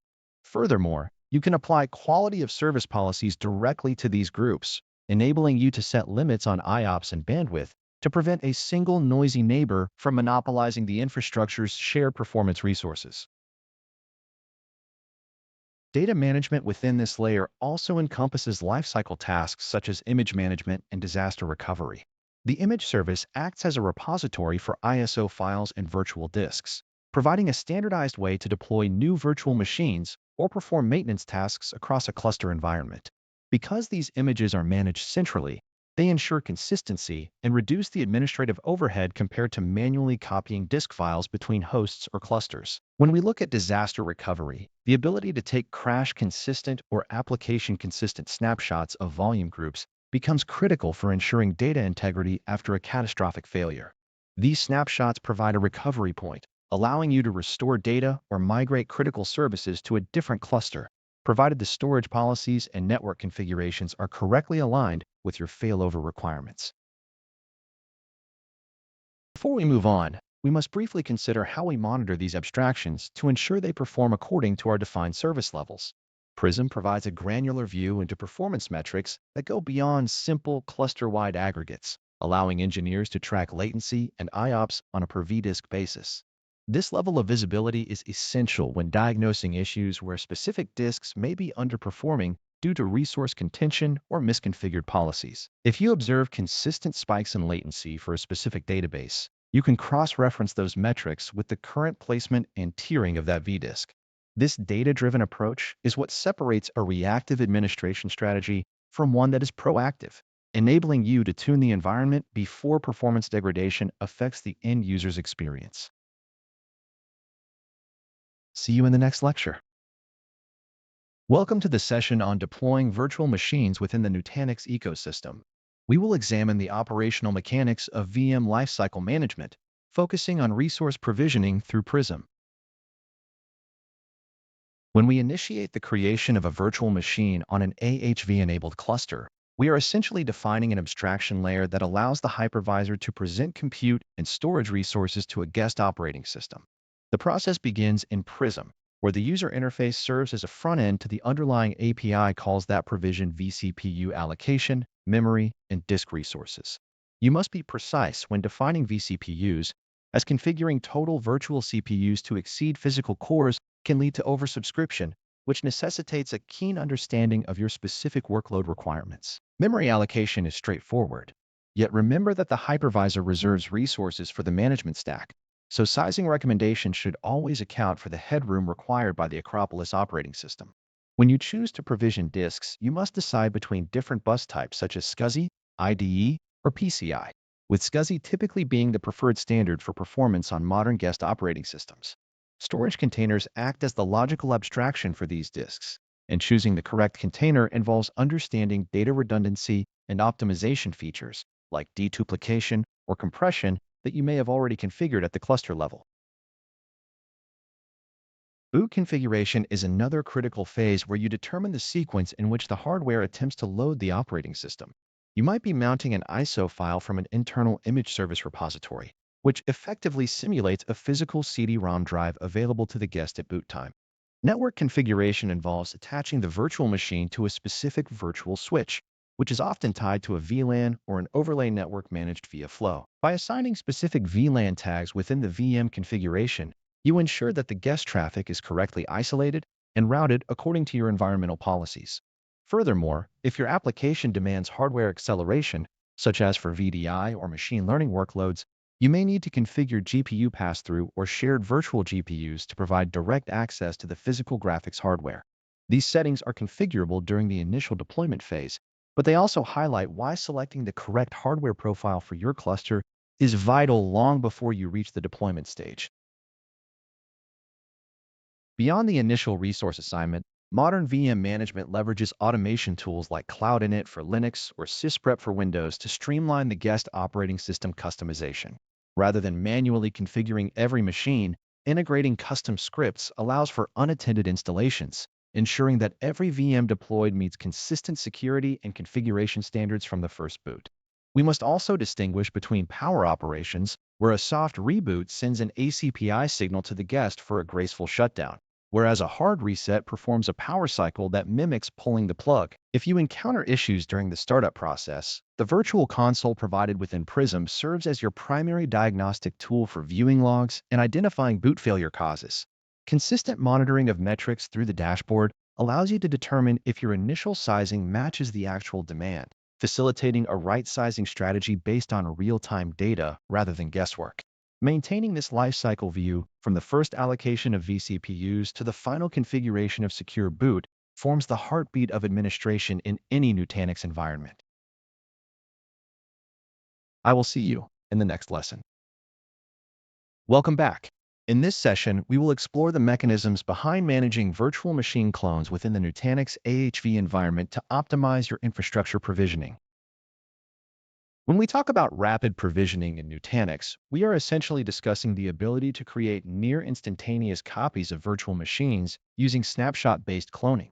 Unlike traditional hypervisors that might require a full copy of a virtual disk, Nutanix leverages its distributed storage fabric to create metadata pointers. When you clone a virtual disk, the system creates a new entity that references the original data blocks of the base image rather than duplicating the actual underlying bytes. This metadata sharing approach means that the initial storage footprint of a clone is negligible, as it only grows as blocks change or are written to in the new virtual disk. The vDisk sharing mechanism operates at the storage layer, allowing AHV to handle the I/O translation transparently for the guest operating system. From a performance perspective, this allows you to spin up dozens or even hundreds of machines in seconds, as the system does not need to perform a massive I/O copy operation. Using this, you can effectively manage storage efficiency while maintaining high agility for your development or testing workflows. Managing clones requires close attention to the identity of the virtual machines, particularly regarding networking and guest operating system configurations. When you execute a bulk cloning operation, Nutanix offers functionality to apply naming conventions, such as incrementing names, which simplifies the process of tracking large sets of virtual machines. However, simply copying a disk is insufficient for a production-ready system because the guest OS will retain the original hardware identifiers. You must ensure that MAC address regeneration occurs, as having duplicate MAC addresses on the same virtual network would result in catastrophic traffic collisions and connectivity loss. Similarly, internal guest characteristics like IP addresses or host names must be handled via sysprep on Windows or Cloud Init for Linux distributions to prevent conflicts. These customization scripts are executed during the first boot, transforming what would otherwise be a mere duplicate into a unique, functional entity within your network environment. In terms of the operational workflow, you can clone both powered-on and powered-off virtual machines, but the state of the clone depends on how the source is handled. Cloning a powered-on virtual machine can capture the memory state, which may be useful in specific debugging scenarios or crash analysis, but it is generally safer and cleaner to clone from a power-off state for standard deployment tasks. When performing mass cloning operations, you must be mindful of the boot storm effect, where many VMs simultaneously request resources from the storage fabric and the network. While Nutanix is built to handle significant I/O pressure, resource limits must be respected to prevent saturating the controllers or the underlying physical storage bandwidth. Properly tracking the lifecycle of these clones is essential. Otherwise, you risk accumulating orphan snapshots that consume capacity long after the primary clones have been deleted or decommissioned. The most effective way to maintain high-quality environments is to treat your clones as ephemeral entities managed through an automated lifecycle. Integrating the Nutanix image service allows you to store base images that are highly consistent, which you then use as the golden source for all subsequent cloning activities. When you need to update your software stack, the best practice is to update the base image itself and perform a re-cloning process rather than patching individual clones, which leads to configuration drift. You can extend this management beyond a single cluster by exporting clones to an image repository for cross-cluster deployment, facilitating disaster recovery testing in isolated sandboxes. Furthermore, by utilizing the REST API, you can integrate these provisioning tasks into broader automation pipelines, ensuring that your audit trails and tracking are always up to date. Managing storage reclamation is the final piece of the puzzle, as deleting a clone must trigger the appropriate metadata cleanup to ensure capacity is accurately reflected in Prism. See you in the next lecture. Welcome back to our exploration of virtual machine lifecycle management within the Nutanix ecosystem. In this session, we investigate the mechanics of templates and how they facilitate standardized, scalable environment deployments. In an enterprise environment, the manual configuration of virtual machines is an anti-pattern that introduces configuration drift and operational overhead. Managing virtual machine templates effectively transforms these gold images into a reliable foundation for self-service or orchestrated provisioning. By converting a base virtual machine into a template, you essentially create a read-only blueprint that can be deployed across your Nutanix clusters with predictable results. This standardized approach ensures that every instance deployed reflects the exact state, software stack, and security settings required by your organization.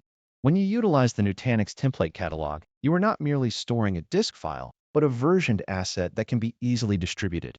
Achieving this requires that we maintain a clear distinction between the base image and the deployed guests to avoid accidental modification of our source material. Integrating this process into your standard workflow significantly reduces the time spent on manual OS hardening and software installation for every new member of your fleet. It provides the consistency required for stable application performance and simplifies the audit trail for compliance teams. The actual creation of a template typically starts with the installation and configuration of a guest operating system on a base virtual machine within an AHV host. Before converting this machine into a template, you must ensure that all necessary guest tools are present, as these are critical for the virtualization layer to manage guest-level operations correctly. For Windows environments, the use of sysprep is essential to strip unique machine identifiers, such as the Security Identifier or SID, ensuring that every cloned VM identifies itself correctly on your domain. This is generally accomplished by providing an XML unattended setup file during the cloning process, which tells the operating system how to handle the first boot initialization. Conversely, Linux environments rely on Cloud init and YAML-based configurations to inject necessary data like SSH keys, user accounts, and initial network settings. Nutanix Prism Central allows you to manage these templates in a centralized catalog, which provides a single source of truth for your images across multiple AHV clusters. By centralizing these templates, you enable a model where storage optimization occurs naturally through native deduplication, as the underlying blocks for the identical OS images are shared across the storage fabric. As your infrastructure scales, the necessity of versioning becomes undeniable to track the evolution of your golden images. Versioning allows you to update your base images with the latest security patches or software updates without breaking existing deployments that rely on older, stable versions.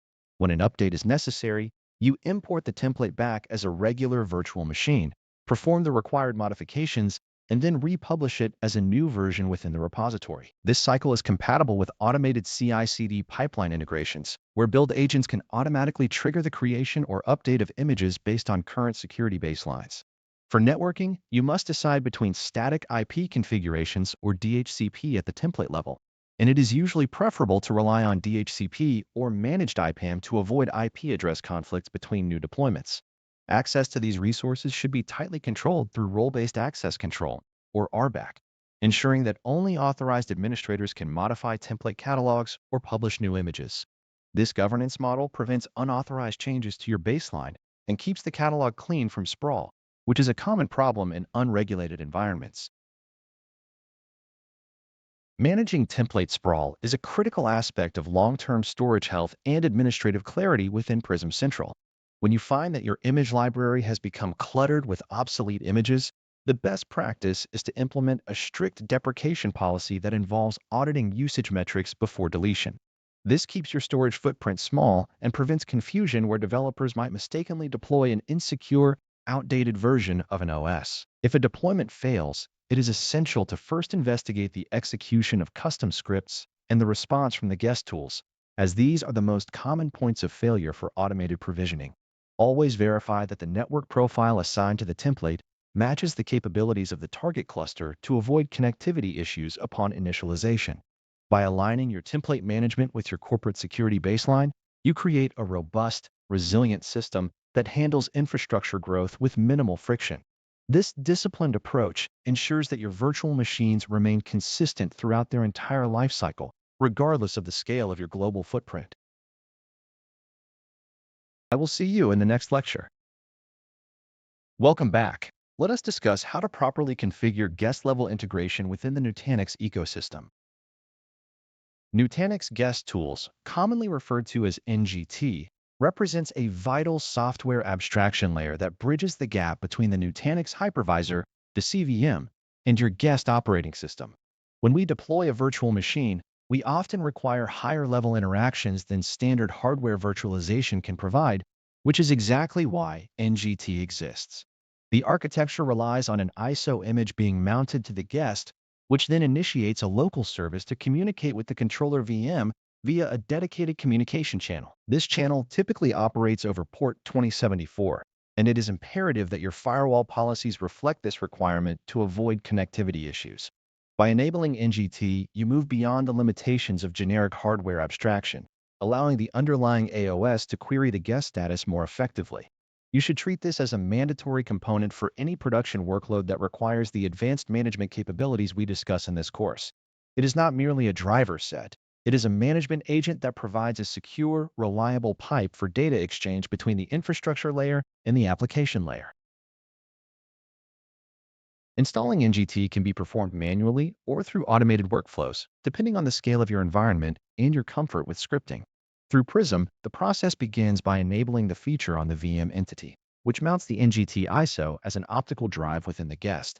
For Windows environments, this provides an executable installer that handles the registry settings and service registrations, while Linux environments utilize provided shell scripts. These scripts are designed to install the necessary binaries and configure the communication daemon that links the guest to the CVM. It is important to note that the guest OS must be listed in the Nutanix compatibility matrix to guarantee that the Virtio drivers and mobility agents function as expected. When you automate this process using bulk actions or custom scripts, you significantly reduce the operational overhead associated with managing hundreds of virtual machines across a cluster. Consistency in deployment is key, so I recommend standardizing how these tools are installed across your entire fleet to avoid configuration drift over time. The primary utility of NGT lies in the feature set it unlocks, particularly regarding data protection and system mobility. One of the standout features is self-service restore, which allows end users and administrators to perform file-level recovery without needing to involve the infrastructure team for every minor request. By integrating with the Windows Volume Shadow Copy service, NGT enables application-consistent snapshots, ensuring that databases remain in a recoverable state during the backup process. Beyond backups, NGT installs the necessary mobility drivers, specifically the Virtio suite, which optimizes disk and network performance by bypassing the overhead of traditional emulated hardware.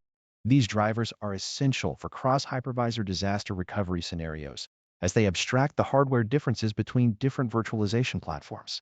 Without these drivers, your virtual machines would suffer from suboptimal performance and would potentially be incompatible with the migration flows provided by the Nutanix platform.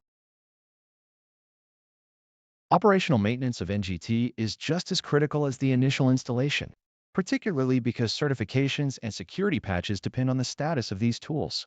You must regularly check the status via the Prism interface to ensure the agent is running and that the NGT certificates have not expired. These certificates are crucial for establishing a secure path between the guest and the CVM, and they do undergo an expiration and renewal process that should be monitored. If you encounter issues such as disconnected states, you must troubleshoot by verifying the firewall rules on the local OS and checking the service status of the NGT daemon. Occasionally, you may find it necessary to reinstall or upgrade the tools to stay synchronized with the underlying AOS version. Furthermore, be aware that you can manage the Virtio drivers independently of the main NGT bundle if your specific performance tuning requires more granular control. Maintaining this infrastructure at scale requires vigilance, yet the reward is a system that remains highly responsive, secure, and ready for whatever disaster recovery or data management task you throw at it.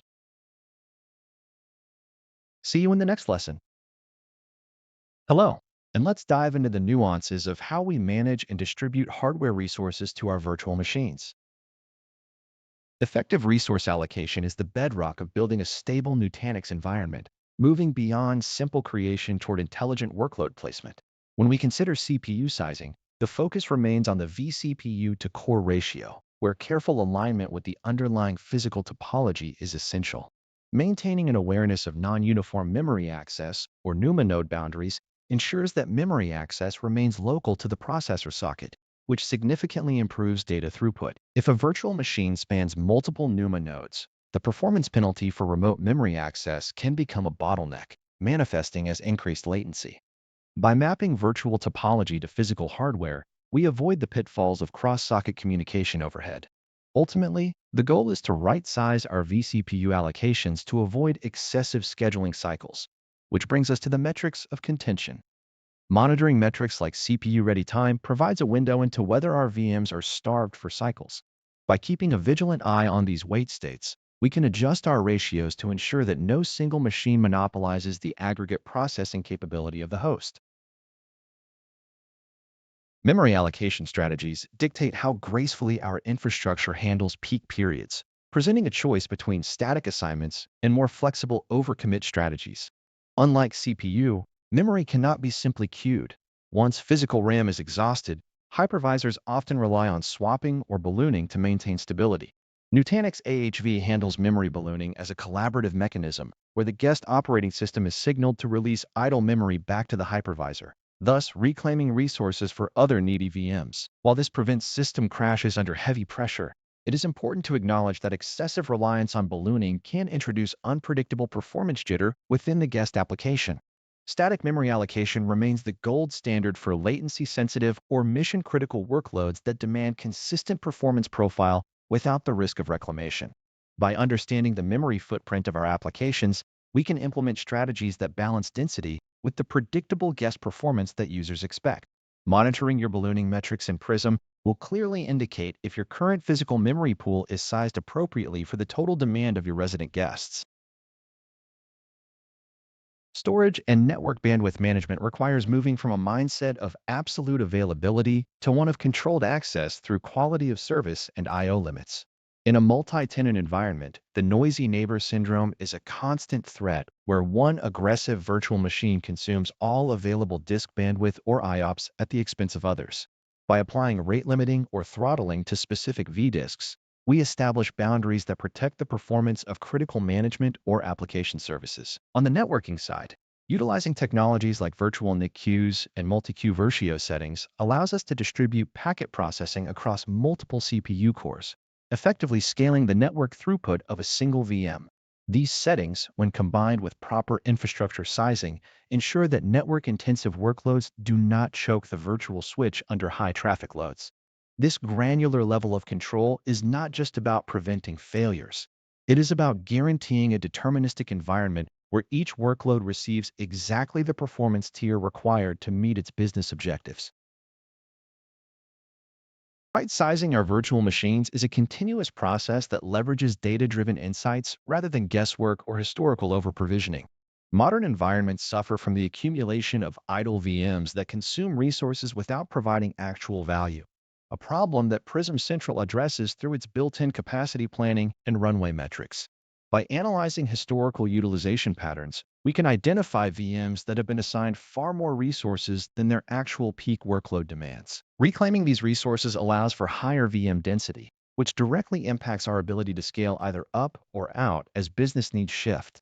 It is equally important to plan for maintenance, as certain resource changes, such as CPU or memory hot plugging, require specific guest OS configurations to function correctly without a power cycle.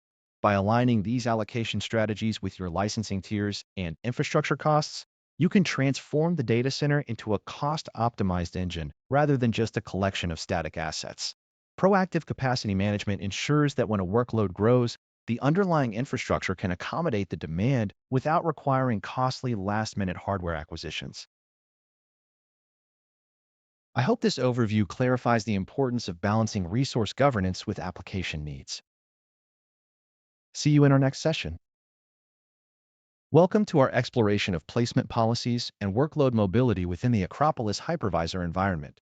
We will examine how to strategically constrain VM execution and handle the complexities of live migration. In an ideal world, the scheduler would have complete autonomy to place virtual machines wherever resources are most plentiful. However, enterprise requirements often demand that we impose specific constraints on this process to satisfy regulatory compliance or hardware-specific licensing. Affinity rules serve as the primary mechanism for these requirements, allowing administrators to dictate which hosts are suitable for particular workloads. A VM to host affinity rule effectively pins a VM to a specific node or subset of nodes within the cluster. This is particularly useful when dealing with Oracle or Microsoft SQL Server licensing, where you might need to restrict execution to a licensed subset of physical cores to avoid unnecessary software sprawl costs. By enforcing these rules, you maintain control over the footprint of your most sensitive applications while still leveraging the underlying Nutanix infrastructure. When we shift our focus to VM anti-affinity, we are addressing the necessity of fault domain separation for high availability. In a distributed architecture, you naturally want your application tiers, such as web servers or load balancers, running on independent physical hosts to ensure that a single node failure does not take down your entire service layer. Anti-affinity rules prevent designated virtual machines from running on the same host simultaneously, effectively spreading your risk across the cluster. While these rules prioritize availability, they interact directly with the automatic dynamic scheduling algorithm. You must be cognizant that overly restrictive affinity policies can negatively impact the cluster's ability to self-balance or perform adequate capacity planning. If you place too many constraints on the scheduler, you may find that the system struggles to find a valid host for a VM, which complicates resource availability during peak demand periods. Resource management often involves moving virtual machines between nodes, a process governed by the AHV migration engine. Live migration allows for the relocation of a running VM from one host to another without any discernible downtime to the end user. When you initiate a manual migration, or when the cluster executes a host evacuation for maintenance mode, the hypervisor ensures the state of the memory and the virtual disk mappings are synchronized across the fabric. To ensure these migrations proceed smoothly, the system checks for CPU compatibility. If the source and destination hardware handle instructions differently, the migration might be blocked unless you have carefully accounted for these requirements. Understanding the underlying migration network is critical here, as saturated internode connectivity can lead to migration failures or extended timeouts that interrupt the synchronization process. Troubleshooting these migrations requires a methodical approach, specifically when dealing with applications that have deep storage dependencies. A stuck migration is often symptomatic of a hidden issue where the destination host cannot access the necessary vDisks, or the migration network itself is experiencing latency spikes. When we prepare for maintenance operations such as patching or firmware updates, we must ensure that the cluster has enough overhead capacity to accommodate the displaced VMs while still observing all active host affinity rules. If you attempt to evacuate a host that contains pinned VMs, the migration will naturally fail because the scheduling algorithm realizes it cannot legally place those workloads anywhere else. This highlights why constant monitoring of your cluster's reservation capacity is essential for maintaining both performance and the integrity of your placement policies. Managing these policies effectively relies on utilizing the Prism interface or the command line interface through HCI. While the graphical interface offers a straightforward way to create and apply rules for everyday operations, diving into the HCI becomes necessary for scriptable, repeatable deployments or fine-grained troubleshooting. Through these administrative tools, you can track current migration tasks in real time, allowing you to identify if a particular node is consistently failing its evacuation process. By balancing the rigidity of affinity rules with the dynamic, automated nature of the Nutanix distributed storage fabric, you strike the balance between compliance and efficiency. Ultimately, you are building an environment that is not just resilient to hardware failure, but also architected to respect the boundaries your enterprise software mandates. I trust this overview clarifies how mobility constraints function within your environment. I will see you in the next lecture. Hello again. In this chapter, we will demystify AHV networking by examining how the virtual switch architecture functions within a cluster. To understand networking in AHV, we must first recognize that it relies heavily on Open vSwitch, or OVS. Unlike traditional hardware switches that rely on physical ASICs, OVS is a multi-layer virtual switch that operates in the kernel space of the AHV hypervisor. When you install an AHV host, a default bridge named BR0 is automatically created, which acts as the primary virtual switch. This bridge functions as the central point for all virtual machine traffic and host-level communication. By mapping physical network interface cards to this bridge, we create the necessary uplinks that allow virtual workloads to communicate with the outside world. This architecture is designed to abstract physical complexity, treating the entire host as a software-defined entity. The internal virtual switch, often referred to as /0 in early documentation, or simply the default bridge, serves as the conduit for the controller VM to communicate with its local host. This communication is vital because the CVM needs to manage local storage and participate in the wider distributed storage fabric. The CVM uses a dedicated internal network, typically within the MIT19.168.5.0/24 range, to ensure that control plane traffic remains isolated and high-performing. When you configure virtual interfaces for your guest virtual machines, Those interfaces connect to the bridge via virtual taps. These tap interfaces serve as the logical ports on the switch, tracking network metrics and acting as the interface between the VM's internal virtual NIC and the OVS data path. Understanding packet flow requires looking at how OVS handles incoming traffic from physical uplinks. When a packet enters the physical NIC, it is passed into the OVS data path, where the bridge decides where that packet should go, based on MAC address tables and VLAN tags. Properly configuring these VLAN tags is essential for segmenting traffic, especially in multi-tenant environments or when isolating management traffic from data traffic. You can specify a native VLAN for untagged traffic or assign specific tags to ensure packets are routed correctly to the intended virtual network. Using the command line interface, specifically the HCI net commands, you can manage these networks with high precision, adding or removing virtual networks as your requirements change. Performance tuning is a critical aspect of managing virtual switches, especially when dealing with high-throughput workloads. You should monitor your interface settings such as RX and TX buffers to ensure there are no packet drops during periods of high congestion. Implementing jumbo frames by increasing the MTU is a common practice to reduce CPU overhead for large data transfers, but it requires consistent configuration across the entire network path, including physical switches. You can verify the link status, speed, and duplex settings using standard Linux networking tools directly on the AHV host. If you suspect connectivity issues, the AHV environment allows you to run tools like TCP dump to perform packet captures, providing visibility into the traffic moving through the virtual switch. High availability at the networking layer is achieved through strategic bond configurations and intelligent path redirection. If a physical interface or a switch port fails, the OVS bond configuration ensures that the traffic is automatically redirected to the remaining healthy uplinks without human intervention. This redundancy is built into the architecture, ensuring that the controller VM remains reachable even during catastrophic network failures. Following best practices implies not only redundancy, but also keeping firmware on physical switches up to date and ensuring that cabling is documented correctly. By isolating network drops through thorough logging and proactive monitoring of OVS statistics, you can maintain a robust and stable environment that scales well as your cluster grows. See you in the next lesson.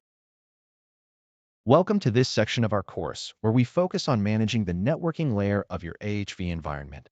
In this lesson, we will explore the mechanisms Nutanix provides for automated IP address distribution and network configuration. When we talk about configuring IP address management within the AHV ecosystem, we are fundamentally discussing the ability of the hypervisor to behave as a DHCP server for the virtual machines running on top of it. In many traditional environments, administrators rely on external infrastructure to manage IP assignments, but Nutanix integrates this logic directly into the virtual switch layer. By defining a subnet and an associated IP pool within Prism, you allow the hypervisor to handle request, offer, request, and acknowledgement traffic locally.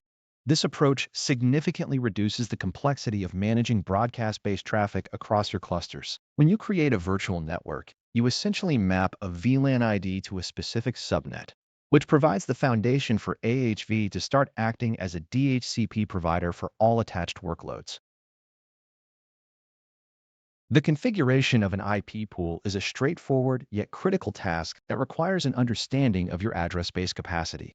You define a range of IPs that the system is authorized to distribute, ensuring that you leave enough headroom for growth within that subnet. Beyond simple assignment, the IPAM service allows for granular control through options such as setting default gateways, specifying DNS server addresses, and even provisioning NTP server information to the guests. This is particularly useful when you consider the workflow of cloning virtual machines. When a new VM is provisioned, the AHV IPAM module interacts with the guest operating system using mechanisms like Cloud Init or sysprep to inject these network configurations automatically. By centralizing these settings at the virtual network level, you eliminate the manual, error-prone task of configuring static IPs inside every individual guest OS. Sometimes, however, you have specific infrastructure components or legacy applications that require consistent IP addressing regardless of how many times a virtual machine restarts. In these instances, you can utilize the static IP assignment capabilities or perform manual reservations by mapping a specific MAC address to an IP address within the IPM scope. This ensures that the DORA process, DHCP discover, offer, request, and acknowledgement, always results in the same outcome for that particular VM. If you ever find yourself troubleshooting connectivity issues, you can investigate these leases directly through the command line interface on the AHV host. This level of visibility is essential, especially when detecting rogue DHCP servers or diagnosing broadcast domain issues that might prevent an offer from reaching a virtual machine. In larger enterprise environments, you might already have a mature IPAM solution, such as Infoblox or BlueCat, running in your data center. You do not necessarily have to abandon those systems to leverage AHV networking. Rather, you can design your architecture to integrate with external tools via API workflows. Prism Central plays a pivotal role here by providing global network visibility, allowing you to monitor and manage IP address exhaustion across multiple clusters from a single pane of glass. When planning your subnets, you must always perform capacity planning to avoid pool exhaustion, which would otherwise halt the deployment of new virtual machines. Balancing the use of native AHV services against the desire for external centralized management is a common design decision that depends entirely on your organizational scale and security requirements. See you in the next lecture. Welcome back. In this session, we will examine the principles of VLAN configurations and their specific implementation within an AHV-driven Nutanix environment. Virtual Local Area Networks, or VLANs, are the foundational building blocks for segmenting Layer 2 traffic within a modern data center. At their core, VLANs allow us to partition a single physical broadcast domain into multiple smaller, logically isolated segments, ensuring that traffic remains contained where it belongs. When we implement 802.1q tagging, we insert a 4-byte field into the Ethernet frame header, which effectively labels the traffic with a specific VLAN ID as it traverses the network. This mechanism is critical in hyperconverged infrastructure because it allows diverse traffic streams, such as storage, management, and guest VM data, to coexist on the same physical cabling without interfering with one another. When you configure access ports on your physical switches, you are essentially telling the switch to strip the VLAN tag before delivering the frame to the host, whereas a trunk port preserves those tags, allowing the Nutanix node to understand and route multiple logical networks simultaneously.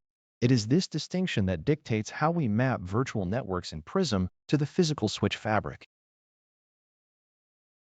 The interaction between the controller virtual machine, known as the CVM, and the hypervisor host is perhaps the most sensitive aspect of your networking configuration. Both the CVM and the host management interface require specific connectivity, often residing on their own dedicated VLANs to prevent congestion and strictly enforce security boundaries.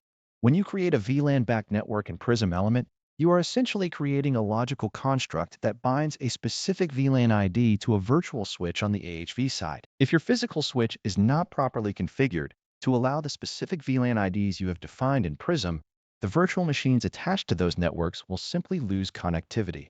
Furthermore, one must be cautious with the native VLAN, which carries untagged traffic across a trunk link.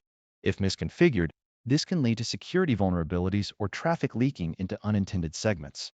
Always ensure that the physical switch ports are set to trunk mode with all required VLAN IDs explicitly permitted rather than relying on default settings that might expose unnecessary traffic. Beyond simple basic connectivity, we must consider the broader architectural implications of isolating your storage and management traffic from guest virtual machine workloads. Properly isolating these streams prevents resource contention, ensuring that a surge in guest network activity does not impact the heartbeat or synchronization traffic between CVMs. When you attach virtual machines to specific VLANs in Prism, the hypervisor handles the underlying 802.1q tagging, provided that the physical uplink is configured to trunk those IDs. If your design requirements dictate the need for private VLANs or complex routing between segments, you must offload those Layer 3 functions to an external physical router or a top-of-rack switch. Remember that the Nutanix cluster itself does not act as a router for your guest traffic. It merely switches frames at Layer 2, so the default gateway for your virtual machines must be reachable through your physical network fabric. Troubleshooting VLAN-related issues often stems from a mismatch between the tag defined in the hypervisor and the tag actually allowed on the physical switch port.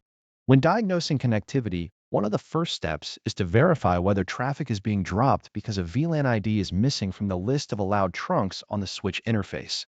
Another common oversight involves the spanning tree protocol, which can unintentionally block ports if the switch perceives a loop. To mitigate this, always ensure that host-facing ports are configured as edge ports with features like port fast, which transition the port to a forwarding state immediately upon link detection. Additionally, if you are running broadcast-heavy workloads, you should investigate IGMP snooping settings on your physical switches to ensure that multicast traffic is only delivered to the interfaces that explicitly requested it, rather than flooding the entire network. Mapping your physical switch topology to the logical constructs of your AHV environment is a design exercise that rewards precision and simplicity. Avoid overcomplicating the network layer by sticking to clear, documented VLAN assignments that align with your organizational traffic security policies. When planning for growth, consider how the addition of new nodes will affect your bandwidth requirements for these VLANs, especially since the CVM to CVM storage traffic is high throughput. Regular monitoring of these interfaces through Prism's network metrics allows you to identify anomalies in traffic patterns before they manifest as performance degradation for your end users. By maintaining a clean configuration where every virtual network has a well-defined purpose and a corresponding physical path, you build an infrastructure that is both resilient to failure and easy to debug when challenges inevitably arise. See you in the next lecture. Welcome back. Today, we are going to explore the distinction between managed and unmanaged networks within the AHV environment, an essential topic for anyone aiming for the NCA certification. In the Nutanix AHV ecosystem, the classification of a network as managed or unmanaged fundamentally alters how the hypervisor interacts with virtual machine traffic and address assignment. A managed network is one where the AHV cluster takes an active role in the orchestration of IP addresses by leveraging Integrated IP Address Management, or IPAM. When you define a network as managed, you configure DHCP settings directly within the Prism interface, allowing the cluster to serve as the authority for IP assignments for your virtual machines. This centralized approach simplifies lifecycle management because the network state is maintained, tracked, and synchronized across the cluster nodes. By enabling DNS integration through this service, you ensure that as VMs are provisioned, their records are handled automatically, which removes the need for manual interaction with external infrastructure for basic connectivity requirements. Conversely, unmanaged networks function primarily as Layer 2 transit segments that provide connectivity without participating in the IP lifecycle of the connected workloads. In this configuration, the administrator relies entirely on external DHCP servers or chooses to assign static IP addresses manually within the guest operating system of the virtual machine. Because the cluster maintains no IPM control here, the hypervisor remains agnostic to the internal addressing schemes of your workloads, acting strictly as a bridge for Ethernet frames. This approach is often chosen when the IT environment has strict compliance requirements that demand a pre-existing enterprise DHCP infrastructure, or when network abstraction layers require specific manual tuning that a managed interface might abstract away. While it provides simplicity, it shifts the burden of documentation and address tracking back to the guest level, meaning you must implement external tracking systems to know which address corresponds to which specific virtual machine interface. Choosing the right type depends on your need for automation versus the requirement for granular control over the network stack. Managed segments are excellent for automated provisioning workflows, where scale is a priority and you want developers to consume network resources via API commands without manual intervention. However, there are scenarios, such as legacy application migrations or dedicated appliance deployments, where an unmanaged segment is superior for maintaining compatibility with existing external network policies. When you need to track VM IP addresses in unmanaged environments without the benefit of Nutanix Guest Tools integration, you essentially lose the ability to view these mappings directly from the Prism console. This complicates troubleshooting, as isolating connectivity failures becomes a matter of debugging at the VM level, rather than simply checking the cluster's internal state database, which is designed to synchronize and visualize managed services in real time. Security considerations also differ significantly between these two types, requiring a disciplined approach to how you secure your virtual switch. In unmanaged segments, you are responsible for mitigating risks manually, as the cluster is not actively injecting policies like DHCP snooping or ARP inspection to prevent spoofing. Managed networks, by contrast, offer a higher level of inherent security because the AHV hypervisor controls the DHCP traffic, naturally allowing for advanced features like anti-spoofing to be enabled with far less configuration effort. When managing these segments, you should leverage the provided APIs for bulk network creation to maintain consistency across the infrastructure. This practice reduces human error and ensures that security features, such as port isolation or restricted access to the gateway, are consistently applied across all virtual NICs assigned to the segment, regardless of the scale of your implementation. See you in the next lecture. Welcome back.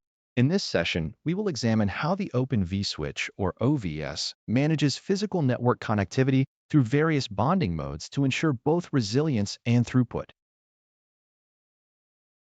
When we attach multiple physical network interface cards to a bridge in an AHV host, we do not simply plug them in and hope for the best. Instead, we define a bond. A bond is a logical grouping that dictates how traffic traverses these physical links. The default configuration in a Nutanix cluster is usually an active backup bond, which is the most robust starting point for many environments. In this mode, one NIC is active while the others sit in standby, waiting to take over should the primary link fail. This failover mechanism relies on Mimon, a monitoring tool that polls the link status at specific intervals to detect a loss of signal or carrier. While active backup seems simplistic, it provides a deterministic path for traffic and avoids complex requirements on the physical switch side, making it the industry standard for high availability and hyperconverged environments. Moving beyond simple redundancy, we often encounter scenarios where we need to aggregate bandwidth using modes like balance SLB or balance TCP. Balance SLB, or source load balancing, is a proprietary Nutanix mechanism that observes the load on the member interfaces and rebalances traffic by migrating virtual interfaces to different physical NICs based on load.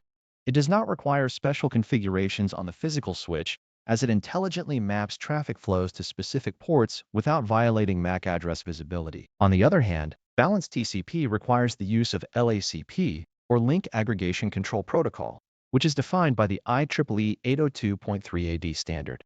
This mode allows for a true aggregation of bandwidth where traffic is distributed based on a hash of the source and destination IP and port information.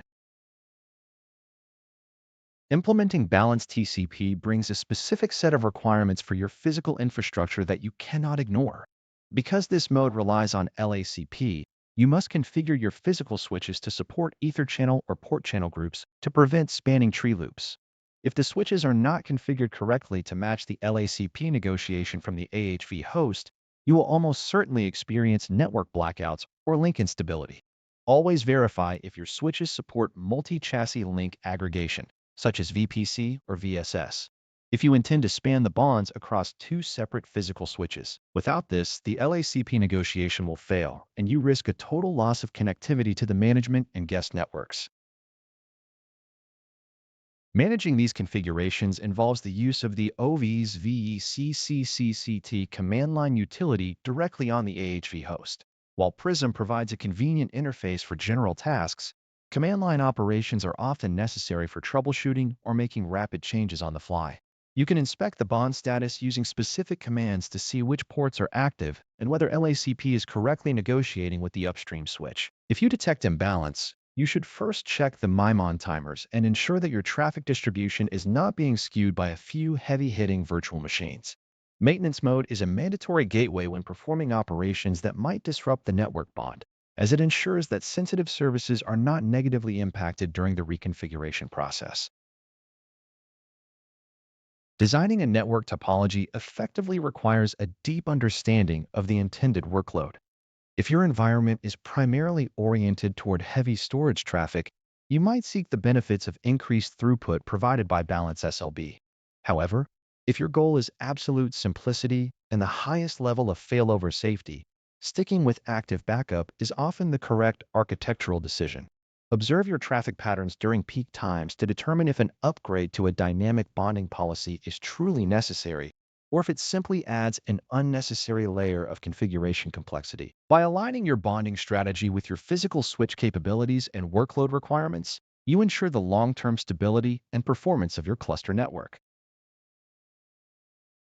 I look forward to seeing you in our next exploration of virtual networking. Welcome to the chapter on Flow Virtual Networking, where we will examine how Nutanix software-defined networking elevates standard infrastructure management. You are going to learn how to move beyond basic connectivity to achieve robust security and granular traffic control.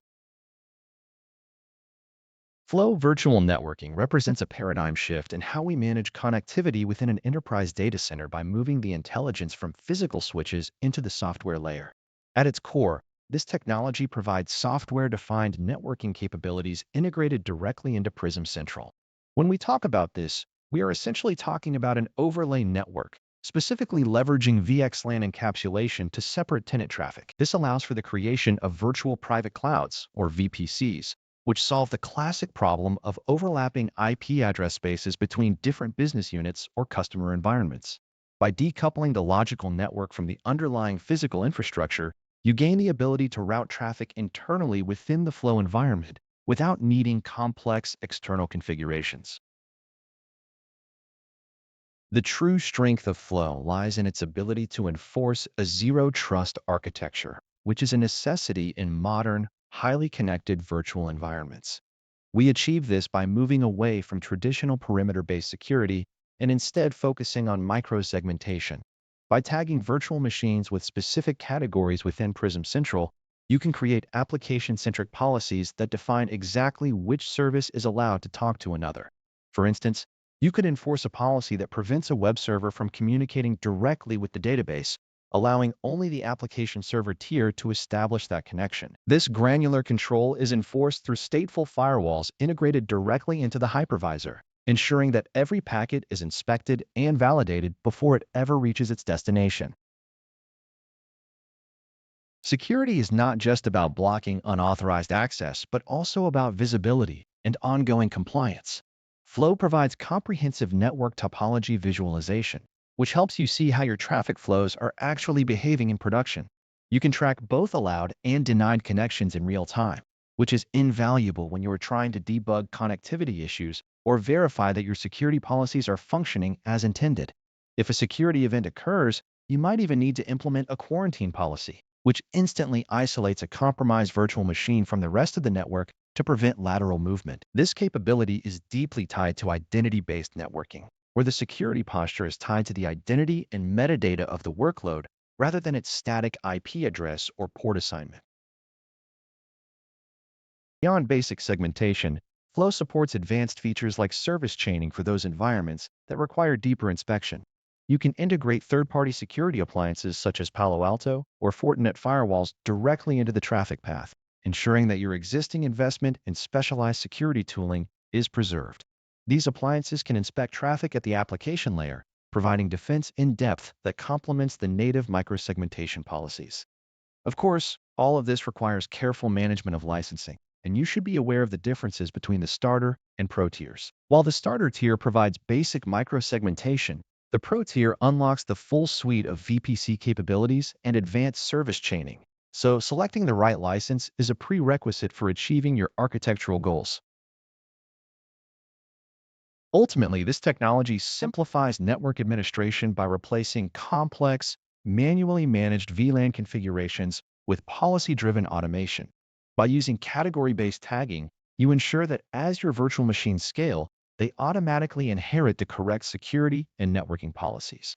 You are no longer managing individual network ports or manual firewall entries, but rather defining the intent of your application's communication requirements. This approach reduces the risk of human error during configuration updates and ensures that your compliance mandates remain continuously satisfied, regardless of how frequently your environment changes. As you continue your studies, keep in mind how these elements integrate with overall cluster performance to maintain a stable, secure, and manageable data center environment. See you in the next lesson. Welcome back, and today we turn our attention to the operational heartbeat of a Nutanix cluster, which is the management of alerts and events to ensure environment stability. In this session, we will examine how the system distinguishes between transient informational logs and actionable health alerts, as well as how to configure these mechanisms for effective monitoring. At the core of Nutanix management lies the distinction between an event and an alert, a fundamental concept often misunderstood by those transitioning from legacy infrastructure. An event is essentially a record of a state change or an occurrence within the AOS software or the hardware layer, acting primarily as an informational log entry. These events accumulate continuously, providing an audit trail for user actions, such as virtual machine deletions or task creations, which are critical for compliance and forensic analysis. Conversely, an alert is a system-generated notification triggered when specific thresholds are breached or when a hardware component enters a compromised state.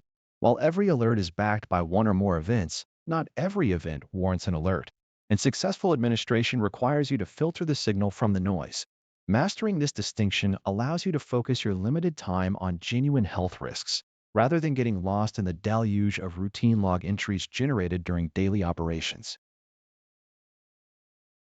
Alert severity levels are classified into info, warning, and critical categories, each requiring a different level of administrative urgency. Critical alerts usually indicate an immediate threat to service availability, such as a localized controller, virtual machine failure, a node disconnect, or storage capacity reaching a point that threatens cluster integrity. Warnings are intended to provide proactive indications that a component is trending toward an issue, such as sustained high CPU contention on a host or diminished performance on a virtual disk. Info messages are largely descriptive, capturing state transitions that are important for historical analysis but do not require corrective action. By categorizing these states appropriately, the Prism Management interface allows administrators to set custom alert thresholds that reflect the unique requirements of their workload environment. Modifying these default policies is often a necessary task when default static thresholds do not align with the specific IOPS or memory demand patterns of your production applications.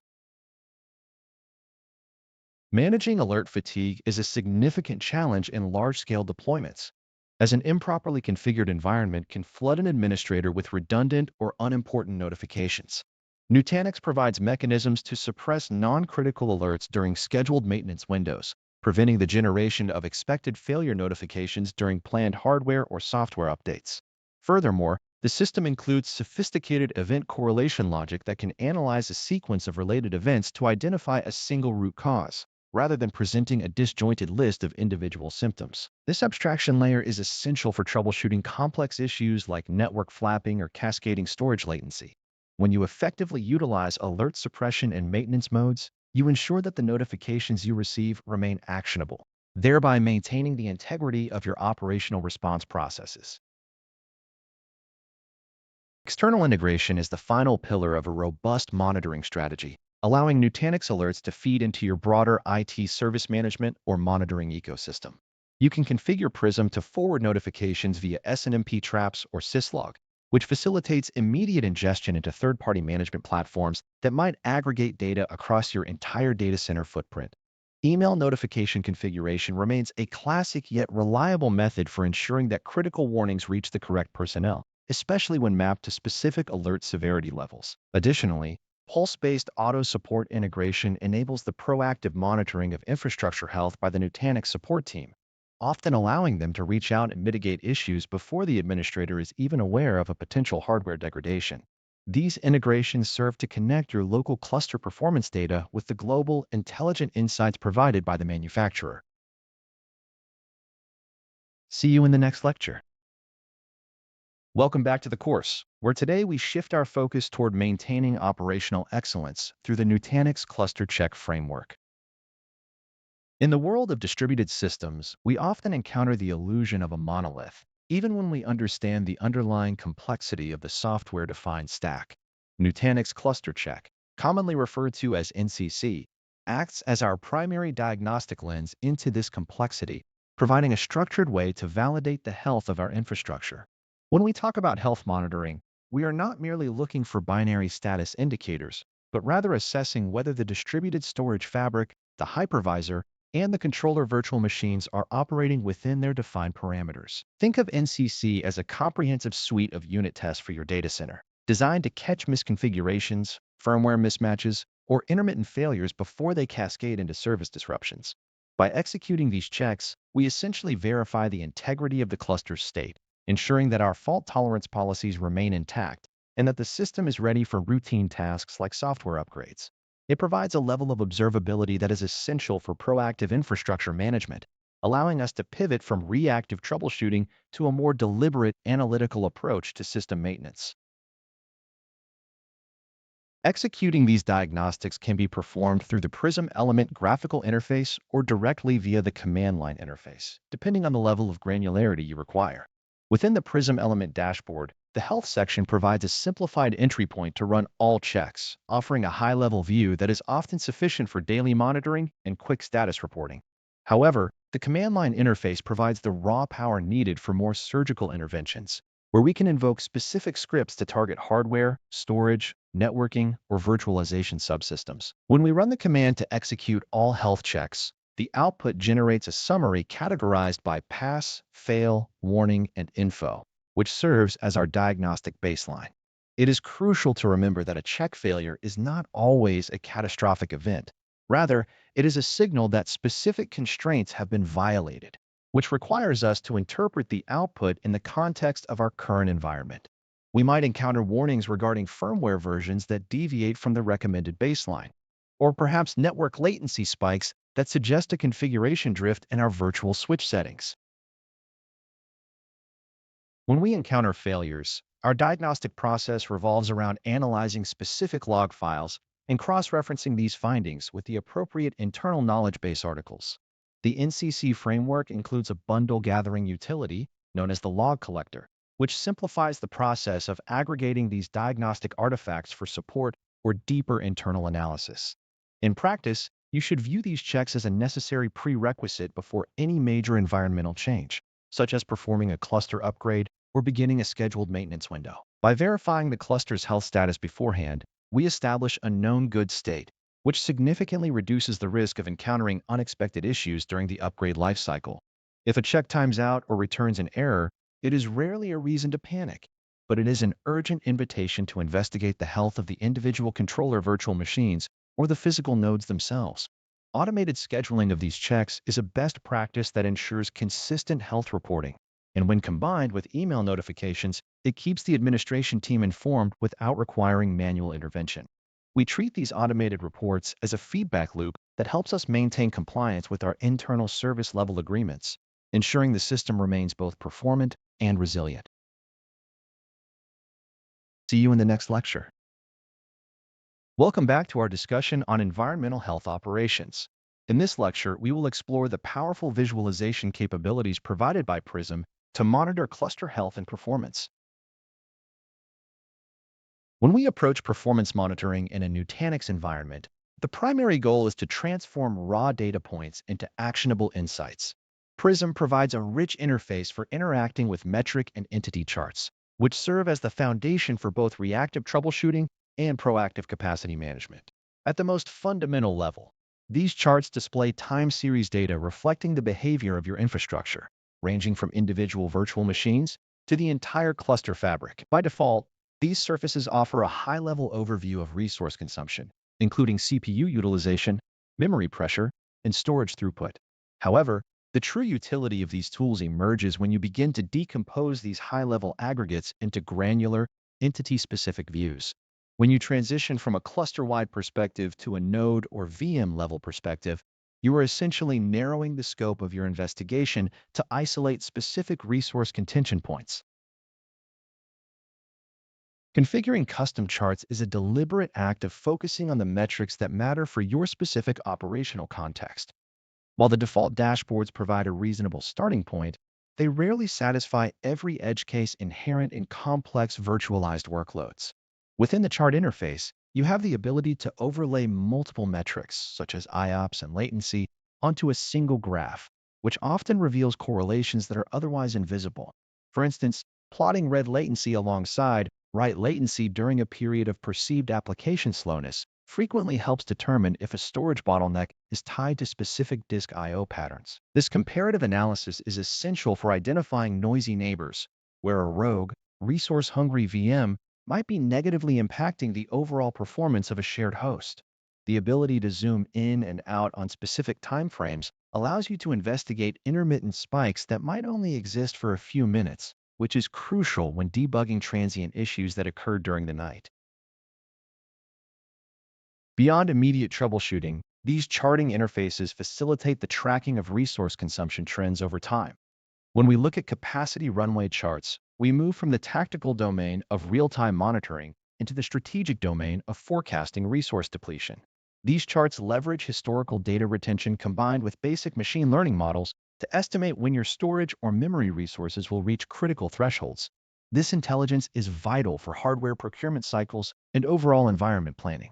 Furthermore, if the built-in Prism capabilities are not sufficient for your enterprise reporting needs, the system allows for exporting chart data into formats such as CSV or JSON for offline analysis in external tools. This integration path often leads administrators to interface with the Prism API directly, feeding metric data into platforms like Grafana or Prometheus to create centralized, custom-tailored observability dashboards.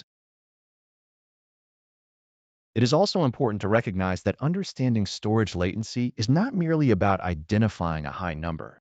It is about interpreting the relationship between latency and the underlying fabric mechanics. Prism differentiates between various types of latency, including CVM-specific resource usage, which can often be the primary culprit behind perceived storage bottlenecks.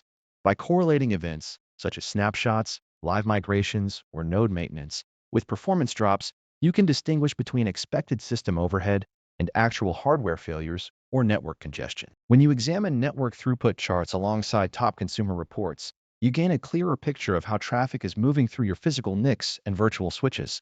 If you observe high latency spikes, always check if the CVM's resource allocation is being throttled or if the disk I/O is exceeding the physical drive's capability to respond. Depth of data available within the Nutanix architecture allows for a forensic approach to performance management.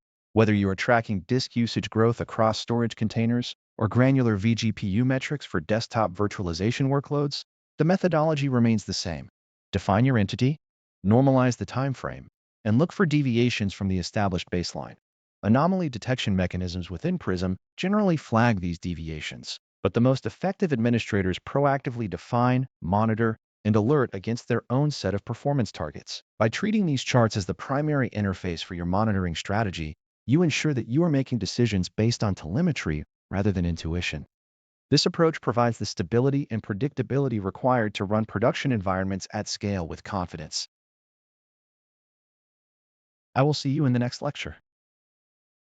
Welcome to our exploration of log collection processes, where we will demystify how to capture and analyze system diagnostics within a Nutanix environment. In any distributed system, the ability to reconstruct events from historical data is a prerequisite for effective troubleshooting, and Nutanix makes this manageable through its integrated log collector utility. When you encounter a performance degradation or a localized service interruption, you are essentially dealing with an observability problem that requires granular data from various layers of the stack. The NCC, or Nutanix Cluster Check, provides the primary interface for triggering these collections, allowing administrators to gather logs from the controller VM, the hypervisor, and the Prism management layer. You must think of this process as a strategic extraction. While it is tempting to pull everything from every node, a targeted approach is often more efficient for identifying the root cause. Collecting logs via the Prism Web Console offers a simplified workflow where you define the scope by choosing specific nodes or the entire cluster, and decide whether to include time range filtered data to keep file sizes manageable. Sizing your log bundles correctly is an important operational detail because large, monolithic files can become difficult to transport or process during sensitive incident response scenarios. Under the hood, these bundles aggregate logs from critical system components, each serving a distinct role in the distributed storage fabric. Zeus manages cluster configuration and metadata, while Medusa handles the metadata for the distributed storage system itself, making these two services essential repositories for cluster state history.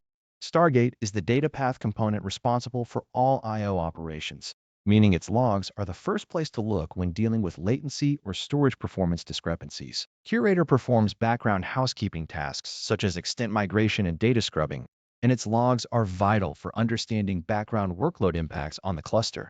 Beyond these specific entities, you will frequently find yourselves interacting with the command line interface to pull logs directly if the UI is unreachable during a severe failure.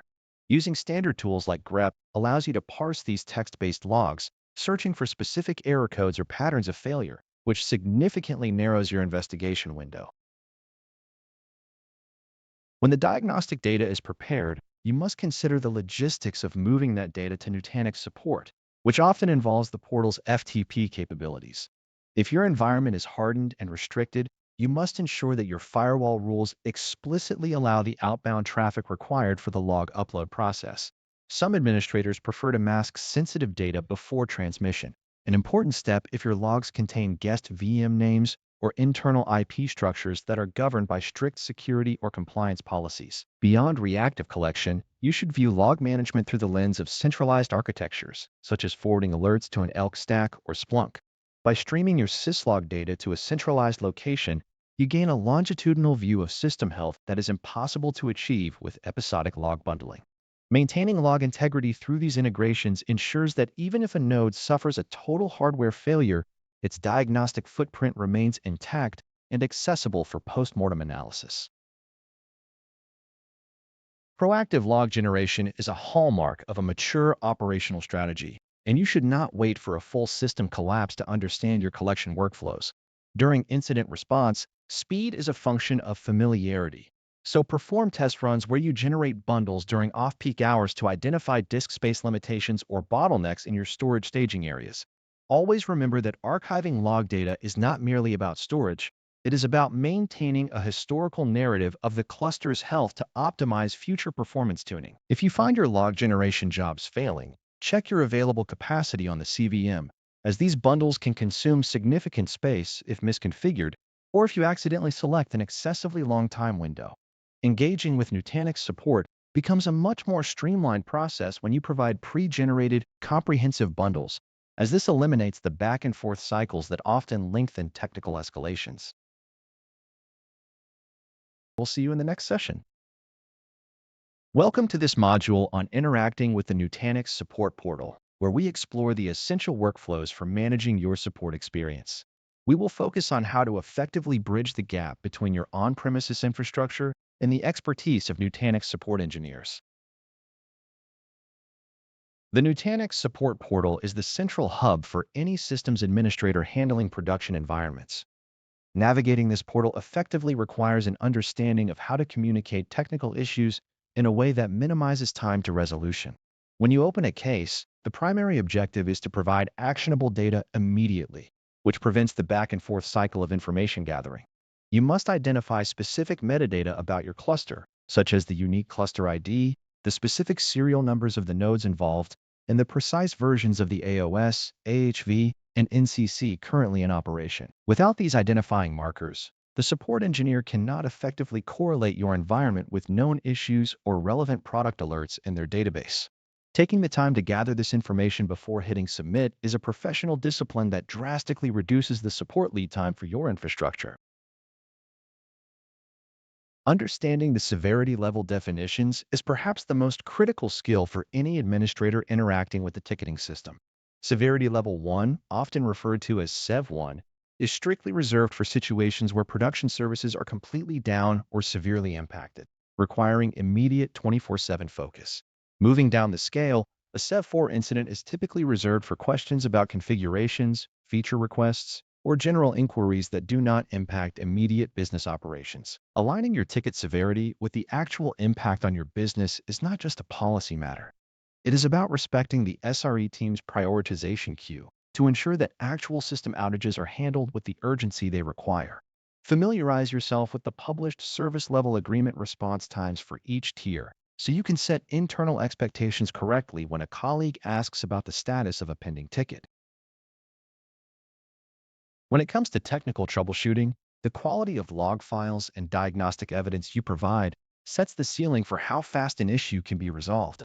Always assume that the support engineer needs the complete context of the cluster when an incident occurred, which means attaching the NCC health check reports is practically mandatory. If you are reporting a GUI error or a specific virtual machine storage performance bottleneck, provide screenshots or clear export files from Prism that highlight the exact moment or duration of the anomaly. These attachments allow the engineer to bypass the reproduction stage and move directly to root cause analysis, which is exactly why they are an essential component of every case. If you need to update an existing case, do not simply send a vague email. Update the portal directly with the latest findings so the information remains centralized and chronologically indexed for whichever engineer picks up the next shift.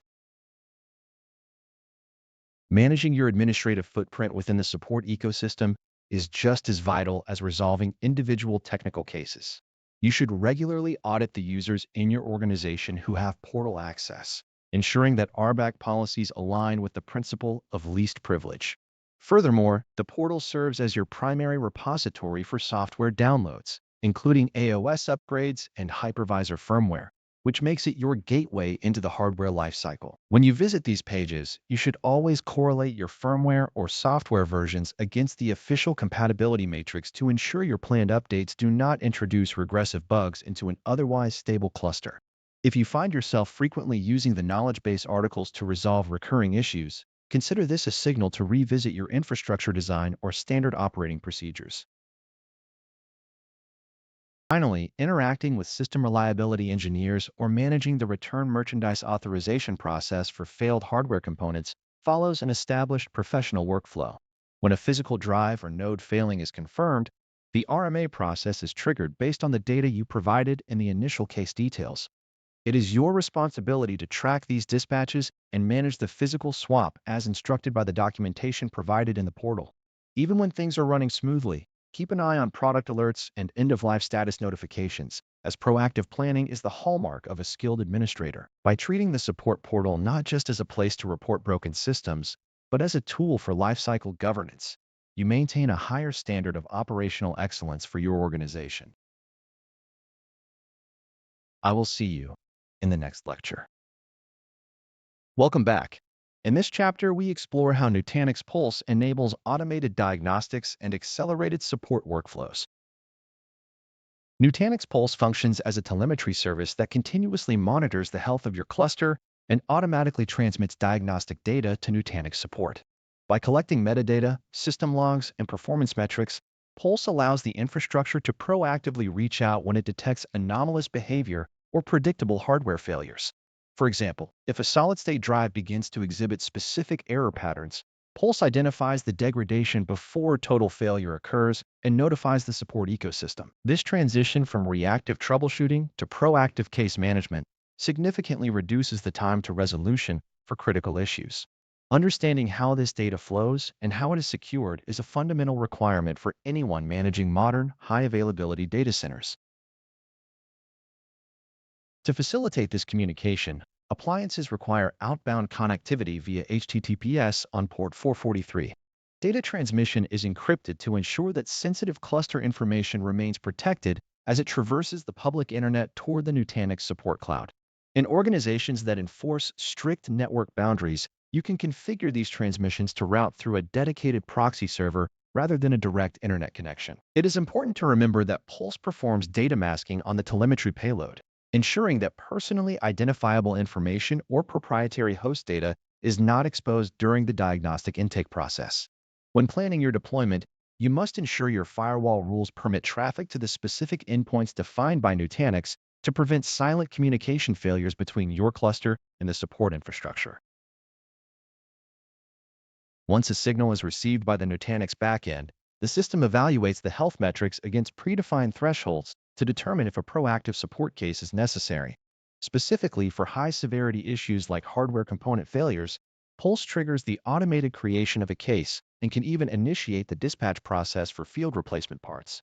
This creates a feedback loop where the metadata on the backend, such as drive failure rates or memory parity errors, informs the support engineer before the administrator even realizes a component is nearing end of life. Through the Prism dashboard, you can view the connectivity status of Pulse and verify that your system is actively reporting its health status. If Pulse becomes disconnected, your dashboards will immediately flag the communication failure, serving as a reminder to resolve DNS or certificate-related connectivity issues. While the automation provided by Pulse offers significant efficiency gains, some environments require a more guarded approach due to security compliance constraints. Many administrators working in dark sites where global internet access is strictly prohibited must rely on alternative methods for diagnostic collection, as they cannot leverage the automated call home features. In these instances, you may need to perform manual log aggregation and upload the data through the support portal, which increases manual effort but maintains the required air-gapped security posture. Furthermore, if you need human intervention, you can authorize temporary remote access for support personnel, which initiates a secure SSH tunnel that audit logs track meticulously. Disabling Pulse to satisfy local security requirements is possible, but you must acknowledge the trade-off. You lose the benefit of automated case generation and the faster service level agreements associated with proactive monitoring. See you in the next lesson. Welcome, everyone. In this chapter, we explore the mechanisms behind lifecycle management and how to maintain a healthy, updated cluster state. Lifecycle management, or LCM, as it is commonly referred to in the Nutanix ecosystem, serves as the primary framework for managing the software and firmware versions across your infrastructure. Maintaining an up-to-date environment is not merely about having the latest features, but about ensuring security, stability, and compatibility. When you initiate an inventory process, the system performs a thorough discovery of all upgradable components, including AOS, the AHV hypervisor, the CVM itself, BIOS settings, and BMC firmware. This process is effectively a deep audit that compares your current installed versions against the hardware compatibility list, or HCL. By automating this comparison, Nutanix removes the manual, error-prone task of tracking individual component compatibility. You are essentially shifting the complexity from an operational burden to a programmatic verification step that ensures your hardware and software are always in a valid, supported state. The inventory mechanism operates by gathering data from every node in the cluster and correlating it with known release data provided by Nutanix. For clusters connected to the internet, this is a streamlined process where LCM fetches updates directly from the Nutanix repository after the inventory completes. However, in restricted environments, often called dark sites, you must configure a local web server to act as a repository for these metadata and binary files. This requires careful attention to your network architecture, as the LCM framework must be able to reach these repositories to resolve dependencies effectively. You will also need to consider your proxy configuration and any necessary bypass rules to ensure the CVMs can communicate with the outside world or your internal repository without being blocked by network security policies. Understanding these transport layers is just as important as understanding the software versions themselves, as a repository access issue is the most common cause for inventory failures. Once the inventory is complete, the framework provides an organized view of all available updates, categorized by their criticality and component type. You must perform an impact analysis before applying any changes, which involves reviewing release notes and understanding the inherent constraints of your specific hardware configuration. Nutanix simplifies this by suggesting an order of upgrades that respects the dependencies between the firmware and the orchestration layer. For example, upgrading the BMC or BIOS usually precedes software updates, as these lower-level changes establish the foundation for the software stack to run reliably. This orchestration logic is designed to prevent unsupported version jumps or configurations that could lead to cascading failures. By following these programmatic suggestions, you ensure that the cluster remains consistent and that every component remains within the boundaries defined by the HCL. Managing heterogeneous clusters, where you might have multiple hardware vendors, adds another layer of complexity to the inventory and upgrade process. LCM is designed to handle this by querying the specific device identifiers for each node and applying the correct firmware packages accordingly. During the actual transition, the system will handle tasks like placing nodes in maintenance mode and managing VM migration automatically to ensure that your workloads remain online. This is where the integration between LCM and Prism shines, as it abstracts the live migration of virtual machines away from the administrator. Of course, you should always plan your maintenance windows based on the expected impact, especially when dealing with major software version transitions. Tracking the progress of inventory and updates through the Prism interface allows you to monitor the health of the entire lifecycle operation in real time, providing transparency into what would otherwise be a highly complex, invisible process. If an inventory failure occurs, the first step is usually to examine the network connectivity from the CVM to the repository. Timeouts often indicate that the proxy configuration is not correctly routing the discovery traffic, or that the local web server is not responding to requests from the cluster. You should also verify that the Nutanix Cluster Check, or NCC, is passing, as unhealthy clusters are generally prevented from performing lifecycle operations to avoid further complication. By keeping NCC validation active, you ensure that the underlying storage fabric is healthy enough to support the migration of VMs during an upgrade. Consistently checking the HCL and reviewing release notes within the LCM dashboard helps you prepare for the upgrade path effectively, ensuring that you are not caught off guard by specific requirements or limitations. Mastering these steps will make you significantly more capable of maintaining a stable and compliant Nutanix environment over the long term.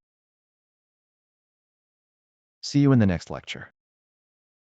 Welcome back. Today we are going to explore the mechanics behind executing software upgrades within a Nutanix ecosystem. Upgrading infrastructure is often viewed as a high-risk operation, yet the Nutanix architecture is specifically engineered to minimize this anxiety through the one-click upgrade process.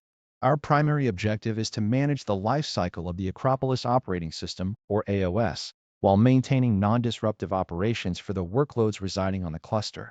When we initiate an AOS upgrade, the system facilitates a rolling upgrade methodology, which ensures that only one controller virtual machine, or CVM, is offline at any given time. This process relies heavily on the cluster leader election mechanism to manage state and coordination during each phase of the transition. As a CVM reboots, traffic from the local hypervisor is transparently redirected to other functional CVMs within the same block or cluster to ensure that storage access remains continuous. Beyond the storage layer, we must also consider the orchestration of hypervisor updates, whether you are running AHV, ESXi, or Hyper-V. Before a host is updated, the system initiates a VM evacuation process, which leverages live migration to move running virtual machines to alternative hosts that remain online. For AHV, this is a native capability of the hypervisor, while other platforms may require specific integration hooks to handle these stateful migrations effectively. Consistency is a central theme here, where we distinguish between crash-consistent and application-consistent states to ensure data integrity during the reboot cycles. Because an upgrade is essentially a sequence of localized maintenance events, the management plane must constantly verify that the remaining nodes possess enough spare capacity to host the migrated virtual machines without degrading performance. The order of operations is a fundamental constraint in multi-tiered environments involving Prism Central and Prism Element. You should generally prioritize upgrading Prism Central first to ensure that it remains compatible with the various versions of Prism Element managed within your environment. Before any bits are moved, the environment performs rigorous compatibility checks using the Lifecycle Manager, which cross-references the current software versions against the desired target state. If the software versions do not meet the minimum requirements, the upgrade process will stall or prevent initiation entirely to protect the stability of the cluster. These checks are designed to act as a fail-safe, preventing you from introducing known software conflicts into an otherwise healthy environment. Once the upgrade is active, monitoring the progress becomes a matter of observing detailed task views within the Prism interface. These views provide a granular look at which node is being processed, the current status of the migration, and any active service restarts. In the event of an anomaly, administrators have the option to pause or cancel an upgrade, though this should be executed with caution to avoid leaving a cluster in a partially transitioned state. If an upgrade stalls, deeper investigation into the Lifecycle Manager logs is required to determine if external factors, such as network latency or pending alerts, are thwarting the process. Always remember that a cluster must be in a clean, healthy state before initiating these tasks, so running NCC or Nutanix Cluster Checks is a mandatory precursor to ensure the environment is ready for the modifications. After the upgrade concludes, the post-upgrade validation phase is critical to confirming the integrity of the entire stack. This involves running another full suite of NCC checks to ensure that cluster resilience is at the expected level and that all services have successfully transitioned to the new version. You must also acknowledge any lingering upgrade alerts that were generated during the process to satisfy the health monitoring systems. While rollbacks are a potential strategy for extreme failures, they are rarely the intended path. Instead, professional maintenance relies on clear thresholds and the ability to troubleshoot host maintenance mode issues effectively. By adhering to these standard operational procedures, you ensure that the cluster remains consistent and that your workloads continue to run without interruption throughout the lifecycle process. See you in the next lecture. Welcome to this deep dive into configuring local snapshots within the Nutanix ecosystem. We will examine how this feature provides a robust layer of data protection for your virtualized infrastructure. When we talk about data protection in a hyperconverged environment, we are essentially discussing the ability to capture the state of a virtual machine at a specific point in time. Nutanix utilizes a redirect on write row architecture to manage these snapshots, which is a significant departure from the legacy architecture of traditional storage arrays. When you trigger a snapshot, the system does not copy the entire dataset. Instead, it marks the current blocks as read-only and redirects new writes to new blocks. This approach effectively eliminates the performance degradation usually associated with snapshot creation, as there is no large-scale metadata update or heavy I/O overhead required during the commit process. Understanding this underlying mechanics is essential because it informs how you design your protection schedules and capacity planning for the long term. Distinguishing between snapshot types is a fundamental requirement for anyone managing a Nutanix cluster. A crash-consistent snapshot is equivalent to pulling the power plug on a server where data is captured exactly as it resides on the disk at that moment, though application state may be lost. Conversely, application-consistent snapshots require the interaction of the Nutanix guest tools, NGT, and the operating system's volume shadow copy service, VSS. By leveraging these tools, the Nutanix guest agent ensures that applications like databases or mail servers flush their pending I/O operations to disk before the snapshot occurs. If your primary goal is to minimize the risk of data corruption, always default to application-consistent snapshots, provided that the guest environment supports the necessary integration and integration services. Configuring these snapshots requires a structured approach to defining your policies within Prism. You will primarily interact with the protection domain setup, where you define the entities, typically virtual machines, that need protection and the frequency at which these snapshots occur. When setting up a schedule, you must define the retention policy, often referred to as a grandfather-father-son strategy, to manage your storage footprint. This allows you to keep hourly snapshots for the immediate term, daily snapshots for a week, and weekly or monthly snapshots for long-term compliance. Failing to establish proper retention limits is a common path toward metadata bloat, as excessive snapshots can eventually impact the lookup performance of the distributed storage fabric if they are allowed to linger unnecessarily. Managing space reclamation and monitoring your snapshot inventory should be viewed as a routine operational duty. Because Nutanix snapshots are metadata-based, they reside within the storage container and share the underlying capacity of the cluster. You should regularly review the storage overhead metrics in Prism to ensure that your snapshot chain isn't consuming more space than your capacity planning initially accounted for. If a snapshot is no longer required, deleting it is a metadata operation that marks blocks for reclamation, which the system then cleans up as part of its automated background processes. By maintaining a balance between the frequency of these snapshots and the duration of their retention, you can guarantee that your recovery point objectives are met without compromising the overall responsiveness of your production virtual machines. In practice, your configuration should be tailored to the specific recovery point objectives mandated by your business service level agreements. For high-churn environments, frequent snapshots are tempting, but they increase the number of reference points that the metadata layers must track. You must also consider the potential for integration with third-party backup vendors like Veeam or HCI, which often act as orchestrators for these Nutanix snapshots. These vendors leverage the Nutanix APIs to trigger snapshots, offload them to secondary storage, and effectively manage the lifecycle of your backup data from a single pane of glass. Keeping your local snapshot configuration clean and well-documented will make these integrations significantly more reliable and easier to troubleshoot when recovery scenarios arise. See you in the next lecture. Welcome back to the course, where we now turn our attention to the critical task of managing protection domains. In this chapter, we will master the mechanisms required to ensure data resilience and disaster recovery across your Nutanix infrastructure. Data, appear as social media, install and change of the same. We ancient to treatment of much a raspberries. making of wideness and BQ, Ajayat, are interesting, power, voicing, paragraphs. When we talk about protection domains, we are essentially discussing the logical grouping of virtual machines and volume groups that require a unified disaster recovery strategy. Think of a protection domain as a container for your data entities, which allows you to define exactly how that data is replicated to a remote site. Without this abstraction, managing data consistency across different physical clusters would be an exercise in frustration and manual overhead. By grouping these entities, we apply consistent data protection policies that dictate both the frequency of snapshots and the target destination for those backups. It effectively shifts the burden of data integrity from the administrator to the underlying distributed storage fabric, which handles the complex orchestration of data movement. This architecture ensures that as your virtual machine footprint grows, your protection strategy scales linearly, without requiring constant reconfiguration of individual storage containers. It is worth noting that a protection domain acts as the fundamental unit of replication in the Nutanix disaster recovery framework. /T new paragraph /T.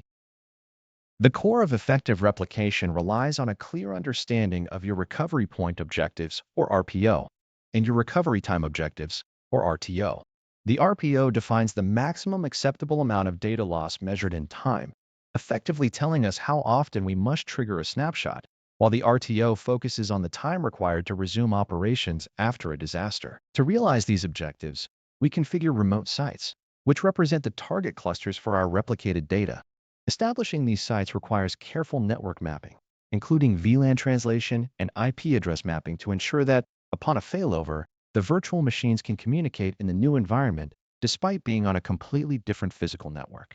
This level of abstraction is vital, as it prevents the nightmare of manually reconfiguring network interfaces while under the pressure of a recovery scenario. Asynchronous replication is our standard approach here, where snapshots are periodically transferred to the target site based on a schedule. HTCH date I, HTCH 40 times /new paragraphs. HTCH. Configuring replication schedules entails defining the granularity of our protection from daily or hourly intervals down to 1-minute segments for more stringent requirements. For scenarios requiring near-sync replication, we operate with an RPO as low as 1 minute, which necessitates significantly more caution regarding bandwidth and underlying storage latency. When we require even more performance, we look at synchronous replication or metro availability, which allow for active-active storage across 2 physical locations. In an active-active storage configuration, writes are acknowledged by both sites before being considered complete, which ensures zero data loss, but puts a premium on low latency connectivity between those sites. This is a powerful tool for mission-critical applications, though it mandates a strictly controlled environment to avoid performance degradation. Always remember that the limitations of your network, specifically bandwidth and latency, are the most common bottlenecks that jeopardize the success of your replication schedules. /new paragraph storage result. When disaster strikes, or when we are performing a planned migration, we must execute a failover process to bring our services back to life. A planned failover allows us to gracefully shut down VMs, take a final consistent snapshot, and migrate everything without data loss. Whereas an unplanned failover relies on the most recent valid snapshot residing on the remote site. This is often where the importance of disaster recovery testing becomes apparent, as it allows us to validate our workflows without impacting production systems. We can use cloning features on protection domains to create test instances of our stack, ensuring that our recovery procedures actually work before we ever encounter a real outage. If these recovery procedures are not tested, the assumption that your environment is protected is merely a gamble. It is equally important to manage the life cycle of these snapshots, as failure to consolidate or clean up orphaned snapshots can lead to unnecessary storage consumption and potential performance issues. Sauchterino, Telmio, Orkins, Claskeller, Tenno, and potential performance issues. /D new paragraph stage, I held the chance. Troubleshooting is an inevitable part of the role, particularly when monitoring replication lag or identifying bandwidth bottlenecks that prevent you from meeting your compliance targets. You must keep a close eye on the replication traffic charts, as they provide the telemetry needed to determine if your network is oversaturated. If you notice that your RPO is consistently being missed, it is often a sign of snapshot consolidation errors, or perhaps that the snapshot frequency is simply too high for the available pipe between your sites. In complex, multi-site topologies, such as a hub and spoke arrangement. Managing these domains requires even more vigilance to ensure that data flows to the correct destination without creating circular dependencies. Protecting your data is not a set-and-forget task, but rather a continuous cycle of configuration, monitoring, and verification that builds the resilience every enterprise demands for its virtual infrastructure. 1836 means statistics security every day. This I/new paragraphs/G. I will see you in the next lecture. Welcome to our deep dive into the language of disaster recovery within the Nutanix ecosystem. We will establish a foundational vocabulary to ensure you navigate recovery configurations with precision. When we talk about disaster recovery, the conversation invariably begins with Recovery Point Objective, or RPO, and Recovery Time Objective, or RTO. The RPO represents the maximum tolerable amount of data loss measured in time, effectively defining the age of the files that must be recovered from backup storage for normal operations to resume. If your business requires an RPO of 0, you are aiming for no data loss, which dictates specific replication strategies like synchronous writes. Conversely, the RTO is the duration of time within which a business process must be restored after a disaster to avoid unacceptable consequences. While RPO is about data integrity, RTO is about business continuity and service uptime. Understanding these two metrics is the prerequisite for designing any robust recovery architecture, as they dictate the cost and the complexity of the underlying infrastructure. A lower RPO often necessitates more expensive high-bandwidth connections between sites. Similarly, a shorter RTO requires advanced automation to minimize manual intervention during the failover process. Beyond these temporal metrics, we must differentiate between the methods of data protection and replication. We often classify topologies as active-active or active-passive, depending on whether both sites serve production traffic simultaneously or one remains as a standby. Within this framework, synchronous replication ensures that data is written to both the local and remote sites before the write is acknowledged, guaranteeing consistency but introducing latency constraints. Asynchronous replication, on the other hand, allows for a delay, which is more forgiving regarding network performance, but increases the potential for data loss in an event. We also encounter near-sync replication, which provides a middle ground for RPOs as low as 1 minute. Furthermore, the concept of a protection domain acts as a container for virtual machines and volume groups that you wish to replicate together, ensuring that all related data is treated as a single entity during the recovery process. Proper grouping ensures that your dependencies remain intact when the data lands on the secondary site. Consistency is a vital aspect of data protection, leading us to distinguish between crash-consistent and application-consistent snapshots. A crash-consistent snapshot is essentially the state of a disk as if the power was suddenly removed, which is often sufficient for file systems but risky for complex databases. Application-consistent snapshots rely on integration with technologies like VSS or Volume Shadow Copy Service to quiesce applications before the snapshot is taken, ensuring all in-flight data is flushed to the disk. Once we have these snapshots, retention policies dictate how long they persist before they are pruned to reclaim storage space. When an actual event occurs, the process of failover involves shifting production workloads to a failover site, which often necessitates network mapping and IP translation to ensure that the virtual machines can communicate in the new environment. These adjustments are automated through runbooks, which act as the orchestration layer to execute a sequence of steps that bring services back online in the correct order. Finally, we must address the infrastructure and physical realities of recovery, such as failure domains and availability zones. Failure zones are critical for mitigating the risk of a single point of failure within a cluster, while availability zones provide isolation at a site level. In cases where network partitioning occurs, the split brain scenario becomes a genuine danger, where two halves of a cluster independently believe they are the primary authority. To prevent this, we employ a witness or similar quorum mechanisms to decide which side remains active. For advanced users, solutions like Metro Availability provide seamless workload mobility across distances, effectively turning two separate physical clusters into a single logical entity.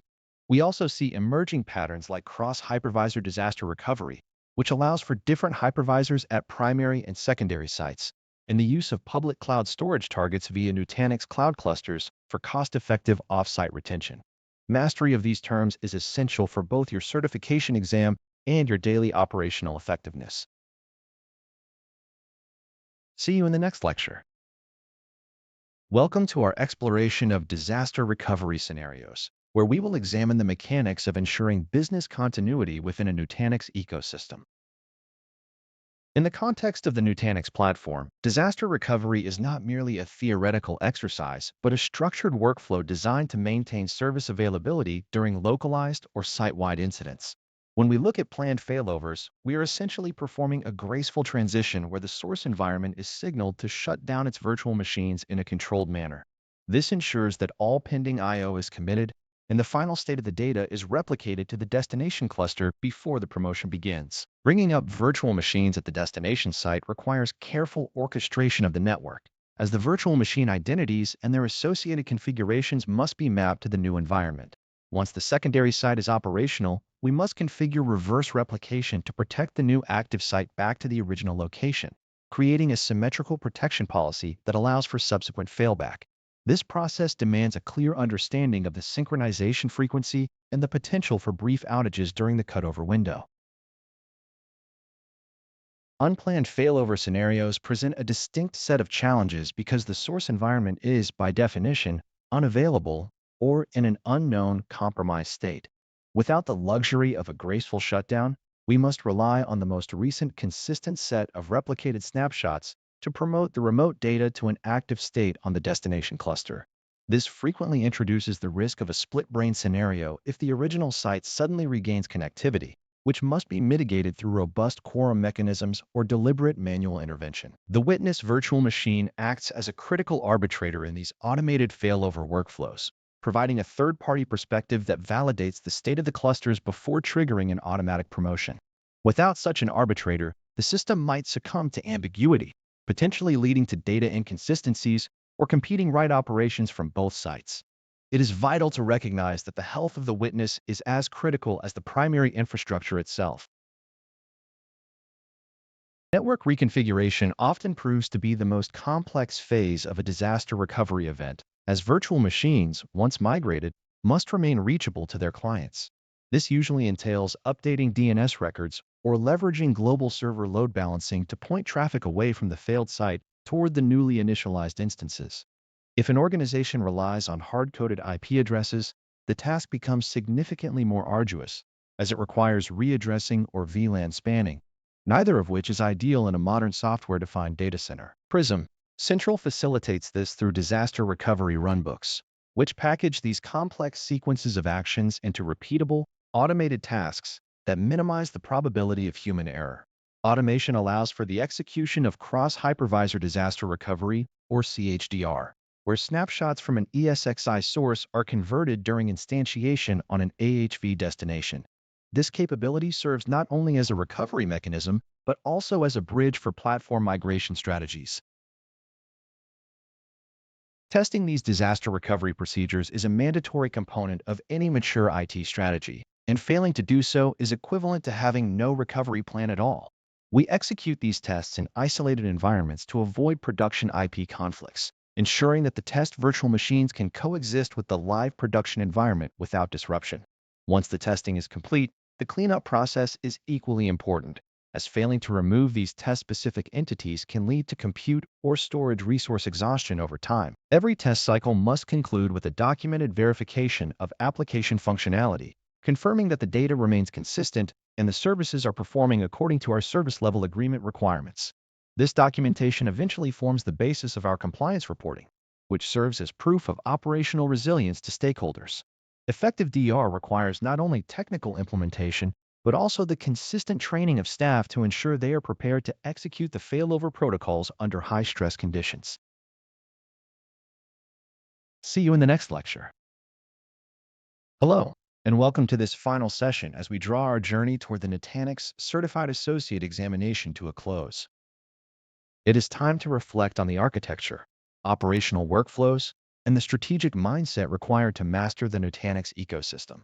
We have systematically deconstructed the core components of hyperconverged infrastructure, moving from the foundational concepts of the distributed storage fabric to the practicalities of managing virtual machines and network configurations within Prism. By now, you should possess a clear understanding of how AOS integrates compute, storage, and networking into a unified, manageable stack.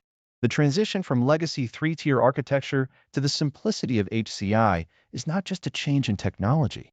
It is a change in the operational philosophy that reduces complexity and improves scalability. You have explored the lifecycle management of clusters, the nuances of data protection policies, and the critical importance of maintaining environmental health. These are not merely exam topics. They are the fundamental pillars upon which stable, enterprise-grade cloud environments are built. As you prepare for the examination, remember that success relies less on rote memorization and more on your ability to apply these concepts to real-world operational scenarios. When facing multiple-choice questions, approach them through the lens of elimination by identifying the constraints provided in the prompt, such as resource limits or specific architectural requirements. Your practical experience, whether gained through the Community Edition in a home lab or during formal deployment tasks, is your greatest asset in distinguishing between valid and invalid configuration paths. Utilize the documentation, often referred to as the Nutanix Bible, to bridge any gaps in your theoretical knowledge while you refine your understanding of subtle feature interactions. Effective time management during the test is just as vital as technical accuracy, so read every question carefully to identify the specific intent before settling on an answer. If you find yourself stuck, mentally visualize the Prism Central or Prism Element interface to recall how the system presents the relevant data or configuration options. Looking beyond the certification, the roadmap for a professional in this space involves a transition toward the Nutanix Certified Professional Multi-Cloud Infrastructure track. You should focus your ongoing learning on specialized areas such as unified storage solutions, database management on Nutanix, or cloud-native Kubernetes integration, which represent the next logical steps in your career trajectory. Engaging with the broader community through professional forums and partner portals allows you to stay current with the latest AOS releases and feature updates, which are essential for maintaining the relevancy of your skills. Keep a close watch on your certification status and understand the renewal processes, as continuous education is the only way to ensure your knowledge remains aligned with the rapidly evolving hybrid cloud ecosystem. Treat this certification as a stepping stone toward higher-level engineering opportunities that value the ability to bridge private and public cloud environments. The digital badge you will earn is a signal to your peers and prospective employers that you possess a grounded, verified foundation in cloud platform administration. I wish you the very best of luck with your upcoming exam. See you in the next lecture.